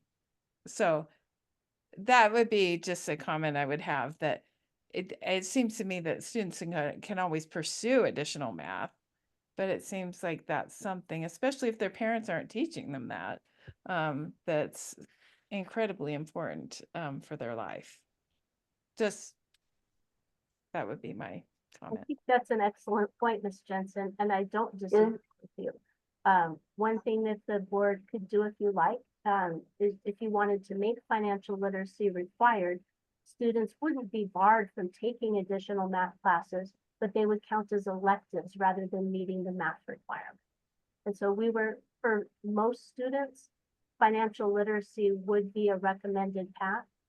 I actually see fewer students that would skip financial literacy in favor of calculus or trigonometry. But you're right that the students that would skip it are likely ones that could really use it as well. And so this is a draft and a recommendation, but it is the board's decision to decide on Northpoint's graduation requirements. Board? Yeah, no, I'm having a hard time with it, because to tell you the truth, I actually believe that too. Exactly the way you did. In fact, my daughter's going to go that route. She's going to college. She wants to be a civil engineer, but guess what? You can pick up calculus in college. Yeah. And so but you can't pick up financial literacy in college, right? And so we are going that path. We're going to have her do financial literacy, and then if she wants to do, now she came in because she took algebra in 8th grade, so she came in sort of a year ahead. But yeah, I'm on the same page as you. Do we try to, but I also understand that, especially if we're going to push STEM, then how can we say, oh, well, you have to utilize a mandatory financial literacy? And I don't know. All I'm saying is my personal feeling is exactly the same as yours, that every kid should come out with financial literacy. And I got to tell you, that's what the legislature, right? They were this close to making financial literacy a requirement, like this close, and they chose not to. So everybody is on the fence about this. Well, I guess for me, I think that financial literacy plays into so many aspects of their future life. Their ability to get an education and not go underwater while they're doing that, or make better decisions about how to plan their career versus the amount they're spending for education. It will affect their mental well-being as they deal with these stressors going forward. I mean, I just feel like this could be an incredibly important skill that not a lot of kids get. And so that's where I'm coming from, because it seems like students who are going to be pursuing STEM careers already know that. I mean, they're leaning towards math anyways. I mean, they'll get those classes. You can take financial literacy and a math class in the same semester, you know. I mean, right, that's what I was just thinking too, is you could take it in the same semester, especially if somebody was math oriented, it wouldn't be that big of a deal to do, but I don't know, we're also not necessarily educators, right? no. It's just I remember taking a class, it's so funny, in college. Me too. The calculus for Mine was in high school. business majors or something, or something, some silly thing. And I was thinking, why are I don't know. It was so I guess this is kind of math for life at the same, you know, it's I don't know. Recommended course options, you know, we have a list of recommended options when students come in and we do registration appointments. I'm sure you've all seen one. But it would traditionally be Algebra 1, Geometry, Algebra 2 for most students, and then financial literacy would be the path that we would recommend for most kids. By leaving the Algebra 2 not required is where we would pull in concepts in probability and statistics, specifically for students with an IEP that may struggle more with math, that they could take that course and then financial literacy, or vice versa. It doesn't have to be in that order. But I think that you're making a strong argument for the financial literacy class. Well, I have found personally that there are many students who are strong in math who are not very wise in life. And so they have the skills mathematically, but they don't, the application for regular world stuff isn't necessarily strong. So there's requirements, there's recommendations by your sponsor teacher, and then there's just electives. So what we're debating is whether or not we should, for Northpoint charter, should we make financial literacy a required class, either under math or under the electives? That's sort of how I'm summarizing. Or do we just do it through sponsored teacher recommendations? Which is how my daughter found out about it, from her sponsor teacher. Hey, why don't you think seriously about taking financial literacy? And I said, that's fantastic. You're going to pick all the other stuff up in college. You don't need to do it in high school. Well, you know, it also would be helpful to have it earlier on in their high school career, because it can help them plan out even getting an after school job or something to kind of, you know, say, if you're in high school, you can start building up your savings of long-term compound, you know, interest, interest that they don't get, even $10 putting it away, or $20, you know, they don't see that. So it seems like, I don't know. So Lisa, it can be a required elective. Is that an option? No, then it's not an elective. Well, it's not an elective if it's required. So I would say that if you would like to make it a required course, that it should fall under a math credit. And if students were to take, they need 4 math credits. It must include Algebra 1 and Geometry. And so if we made financial literacy required as well, and they still took pre-calc or calc or trigonometry, some of those math credits would just fall into electives automatically. What if we say, we're gonna table this until the next meeting, and would you please go back to the math teachers and say that the board would like it required? And maybe they can provide a justification for why they disagree? Pros or cons, yeah, I like yeah, that. Yeah. That seems reasonable. yeah. I'm Uh, happy to do that. Because I'd also be curious of how we think a college would look at it. If a college is looking at a transcript, is, you know, is this something that is it something that they'll be like, yes, they took this rather than taking algebra 2 or calculus? You know, is it going to look more positive or more negative on a college's opinion of the student? Well, it seems Mm. like if a student's going into English, it doesn't really matter that much. We But if could, they're I mean, we could Well, then possibly you just rename answered it, your question. Then you just I answered your guess. question. That doesn't really matter that much, so it shouldn't be in a. But I mean, shouldn't, I mean, it's not going to look as strong as a calculus class for somebody going into engineering, but those students are not precluded from taking those classes. It Right. seems to me like by the time they're seniors, there's so much empty space on their, I mean, they fulfill the requirements. So, I mean, there's so much room for these classes. Could it be included as an elective also? Uh, If they needed an elective? Or no, it's strictly math? We have it coded as a math credit. But if they fulfilled their math credits, it would automatically become an elective. Which is true of English too. If they wanted to take additional English classes, they get their 4 that meet the requirement, and then any additional classes they take just fall under electives or science or anything else. Well, and I mean, financial literacy does sound, if you're looking at it from a college perspective, it does sound a little remedial. Maybe we could rename it college or math for life or something. Doesn't, Financial don't know. planning. financial planning? That sounds more investy, yeah. Just let them know that was one of our considerations is, if we did make it a requirement, what would colleges think of the name? Does it sound too remedial?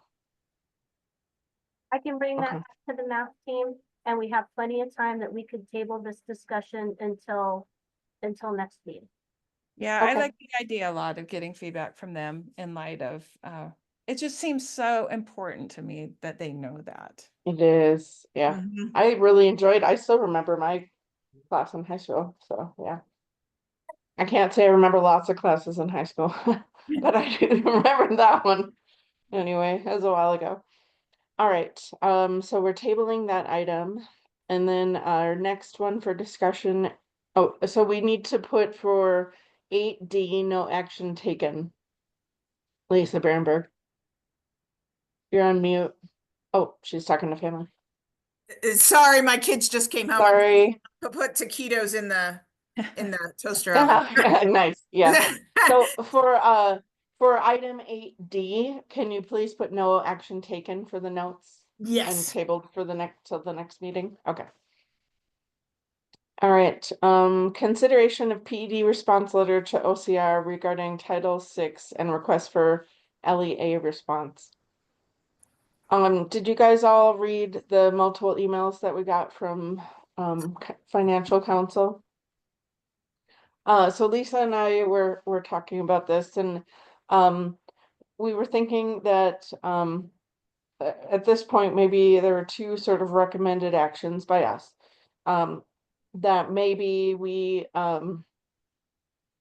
wait based on the gosh, I'm forgetting the words, the injunction that the NAACP sent out, because it seemed like maybe with that injunction that nothing could be required or enforced. So that could be one action. The other could be I think it was the third option that that was presented, as far as we would respond with a particular phrasing that, that was provided to us. Trying to speak carefully because of confidentiality on the emails. The email that was sent to us, I guess I should say. So, does anyone have any questions? I know we're not going to do a closed session for this, but we could talk generalities on here.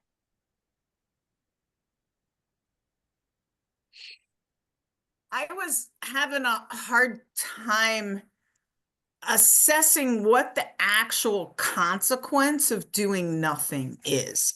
Like, is it a fine or is it a loss of funding? Or I couldn't figure out what the consequence of doing nothing was. Can somebody like expand on that? Like, I guess that was my problem. I'm like, okay, I if we don't do think there nothing- was there. I didn't see an actual consequence of doing nothing.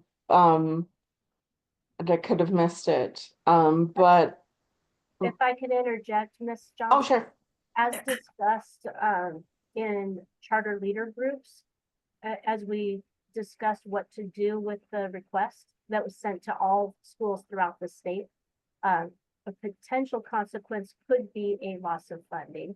Okay. I believe the consensus is that would be many steps down the road. So there would be a chance for you to fix it if some later on before you actually, it wasn't like you didn't do this yesterday, so you're losing your funding today. It would be like, we've noticed that you haven't done this. You are at risk of, please correct the situation. It would be something like that, right? That's what's believed based on the timing of the letter, because the schools throughout the state did not receive that request from the PED until the day before the response was due. And obviously, with most schools not having the opportunity to present that to their GC before that deadline, everyone has already missed the deadline. So I guess I'm in favor of either of those two things that we do. I'm kind of a rule follower, so I do like to respond, but but whatever you know, I could be talked to either way.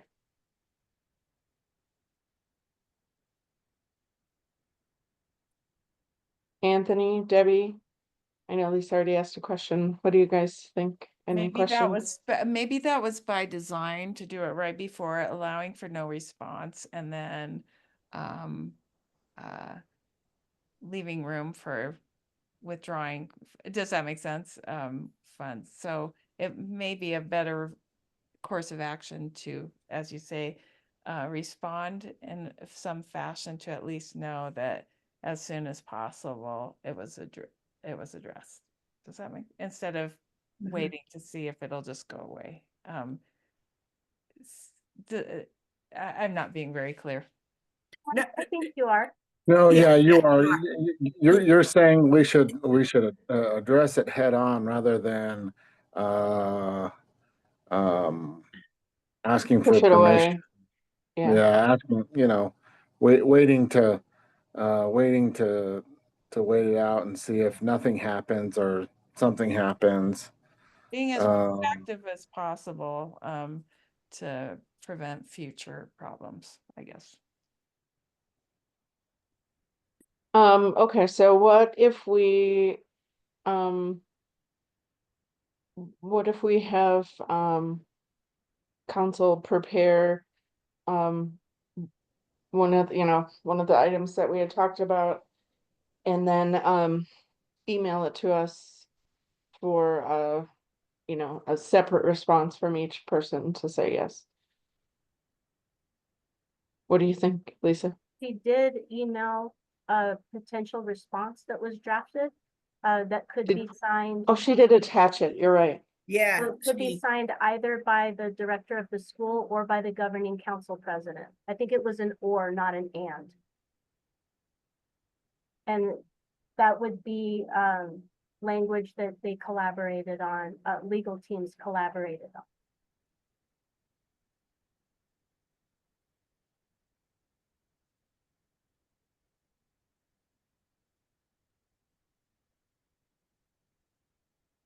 So what would be reasons not to respond? I would think it would be, if you're found in violation of what you're saying, then you could be held liable for that. But if you don't respond, then you haven't promised that you're doing or not doing anything. Or the other reason not to respond would be if it gets overturned, then you'll have to go back and fix it again.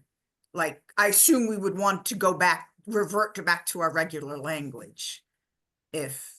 So that would be the other reason to do nothing, to see if it plays out in the court and it gets overturned and they're not allowed to require people to have this wording in here, though. Is there? I mean, this attachment says the school agrees with this statement, yet again certifies that it's complied with and continues to comply with all applicable federal and state discrimination laws and civil rights requirements, including, and it lists two things. So, Right. And so the way that I understand it is he's taking some protections out, but we're still in compliance because New Mexico hasn't taken those out. And so we have to be in compliance with New Mexico's civil rights or protected people, right? And so by being in compliance with New Mexico, we're in compliance with them because he's shrinking the federal ones, right? He's removing some protections for transgender and some other stuff, right? So I think you're right. All this is saying is we're in compliance with the federal rules. which I don't think we would have to take back if anything was overturned, because all we're just saying is we're complying and we're doing everything that we're supposed to be doing regardless. But What are you thinking, Lisa Berenberg? I'm wondering, what side are you coming down on? I'm actually coming down on the do nothing side, which is okay. So what do I do for a living? I assess risk, right? Risk is likelihood that something's going to happen times the consequence of what would happen if that event happened. Like likelihood, probability it'll happen, right? And so that's why I asked about the consequence, right? If the consequence is so low that you don't care, then you just take the risk, right? So I'm sort of coming down on not doing anything, right? but DOE is at a much higher risk than DOD. Right. Yeah, no, that's true. So that's why I was asking, right? Likelihood could be very, very high, but if the consequence is super low, then the risk is. So anyway, now you're getting into my, this is my life, right? 28 years is what I've done for space missions, assess the risk of whether they're going to work or not, right? And so this is what I do, like in everything in my life, because that's what I do at my work. And so that's how I do this is what is the risk, but that's maybe not the way, like we said, but what does this do to us? Does it matter? Is it going to change our day-to-day life to put this wording into our where are we putting it in our it would just be in a memo. policy I really do like the PED statement, though. We are concerned that the USDA seemingly seeks to change the terms of our award in the middle of a school year without formal administrative process. And so the PED is protecting us, saying that USDOE cannot make improvisory changes to legal assurances and impose new requirements on recipients without adhering to rulemaking procedures. And then they cite US code. So I feel pretty protected, I guess. I would say that, the PED is probably gonna, and all schools for that matter are really gonna stand up, if our funding does seem to get taken. Okay.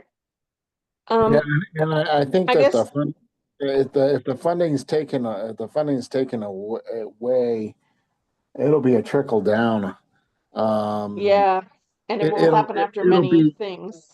yeah, it'll be you know, it'll be done at the government level to the state level. I don't know how much of it will actually be directly from the government to the actual schools itself.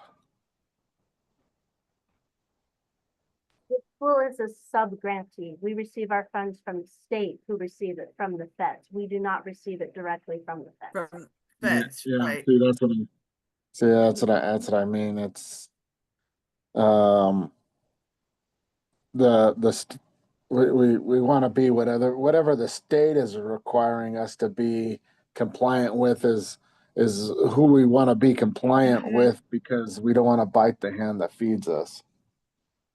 Which is also both federal and state.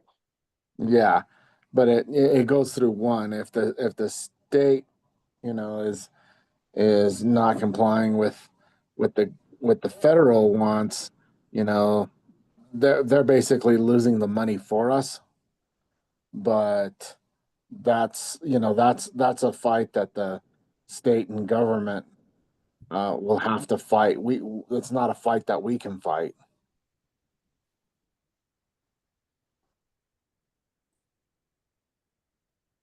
I mean, all they're really asking us to do is to say that no person shall be Yeah, discriminated against based on the Civil Rights Act of 1964. and that we're compliant with Title 6, V6, yeah, 5-6.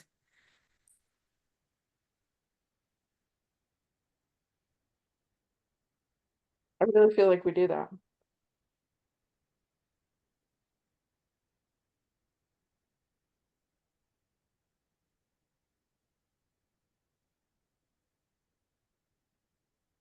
Yeah, as long as we are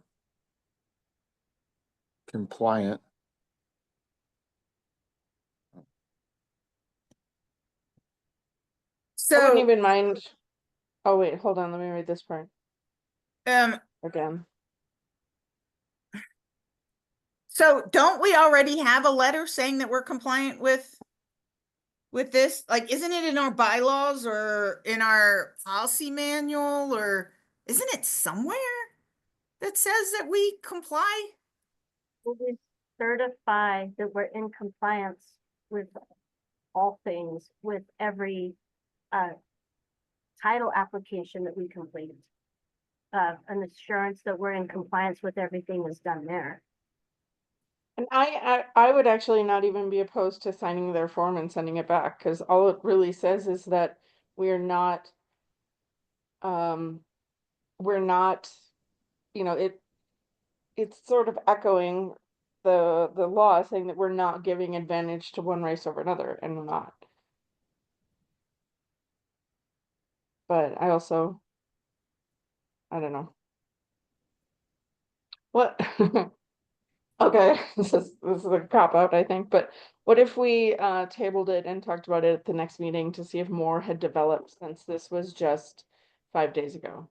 The We can attached decide, letter. at a future meeting if more has come to light and if we want to respond or not.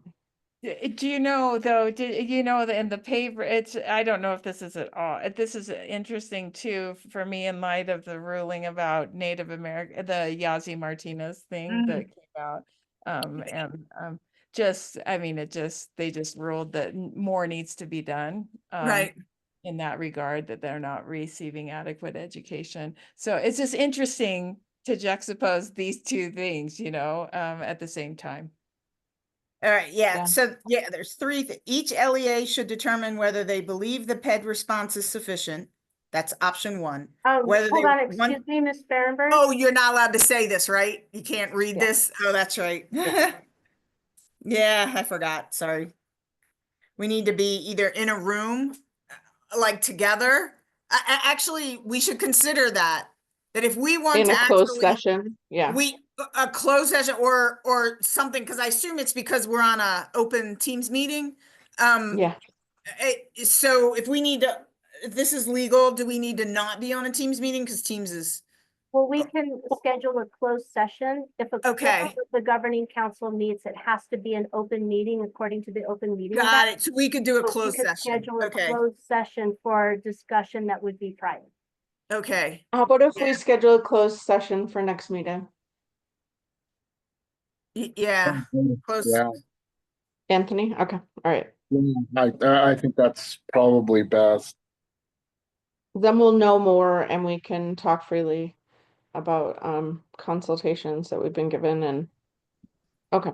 All right, Okay. so then Yeah. stating for the record that for consideration action item, or sorry, item 8E, consideration of PED response letter to OCR regarding Title 6 and request for LEA response, we are taking no action and we're tabling the item. And we'll have a closed session next meeting. Yeah, I don't know if we need to put that, but you guys can decide when you write the minute. When I write the minutes. Okay. Yeah. All right, 8F, GC development, current trading status, and then the PED charter conference on June 10th and 11th. Congratulations, all GC members are 100% complete. Well done, I'm impressed. Thank you for getting it done early. That's awesome. There is a PED charter conference put on by CSD, the Charter Schools Division, that is held on June 10th and 11th. And they have stated, I forwarded the information to each of you. They stated that if you have met your training hours for FY25 and you attend the conference, you can get your training hours for FY26. So anybody super anxious to jump on next year's training or is otherwise interested in the conference, just wanted to point out that option. All right, so both days, huh? Okay. That's when the conference is held. I would have to go back and reread the invitation to see what was required to get GC training hours. I can look at it. It could be myself. just one day. It's free to register. You don't need a PO or anything. You can register directly through that link if you'd like to attend. Or you can ask questions, or if you have them, you can ask me and I'll ask CSD about the hours for GC training requirements.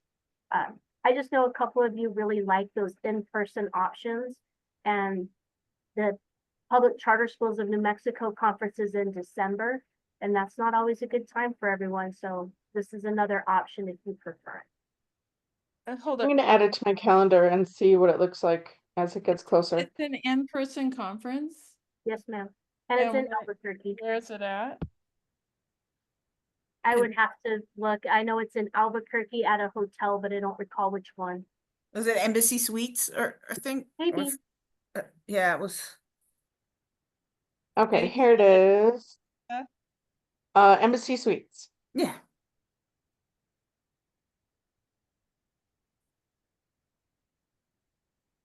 You could stay overnight for maximum comfort and convenience. But this one is free. It's free. Okay. And it's put on by the Charter Schools Division rather than PCS. And I've not been to one from the Charter Schools Division before, so I can't comment on it. Haven't been. And you said it Oh. 2026, you said, correct? Sorry, could you repeat that, Anthony? It says governing board sessions to obtain 2024, 2025, and 2025 to 2026 training hours. Okay. I think it's great that they offer the rooms for people that don't live close, but yeah, since we're here, it's cute that we would think about doing that. I don't see a sign up deadline. Yeah, I don't either. It just says register now. Yeah, so I'll probably wait until it gets a little closer and decide. Would it be Okay. helpful if I got more information on the attendance requirements to meet your training hours and the registration deadline? Yes, please. Great. Okay. You're the best. Yeah, let me find out and I will email that information out to everybody just in case. That would be great if everybody got it done in June for next year. Lisa would throw us a party. I would. Actually, that would be awesome. Okay. All right. And then graduation is on May 16th. I'm in Mexico, so I can't go, and I won't be up on stage. Yeah, so a couple I'm of kind of things about sad. that. I wanted to do that. But There's always next yeah. year. Yeah. First of all, any GC member, of course, is welcome to attend. If you would like to come and celebrate with our seniors, we'd love to have you. We have We know tradition. one who will be there, Debbie Jensen, Yeah. graduate. We do have traditionally had a GC member that accepts the class before we have them, move their tassels and everything, or actually before they even come get their diplomas, a GC member comes up and formally accepts the graduating class. Ms. Dixon and I have not been able to find that that's a requirement. So we have two options. You can another GC member that is brave and would like to get up on stage and accept the graduating class. It's a very short speaking part. And you could also stand on the stage and shake hands with graduates as they walked across the stage to receive their diploma. If you had a graduate and were interested, you could even hand them their diploma yourself, Debbie. And if no one is comfortable with the speaking part, and Debbie, of course, if you prefer to be just a parent and an audience member at that event, we completely understand. We believe that you could also say, I could accept on your behalf. And just say, on behalf of the governing council, I'm accepting the graduating class. I would like.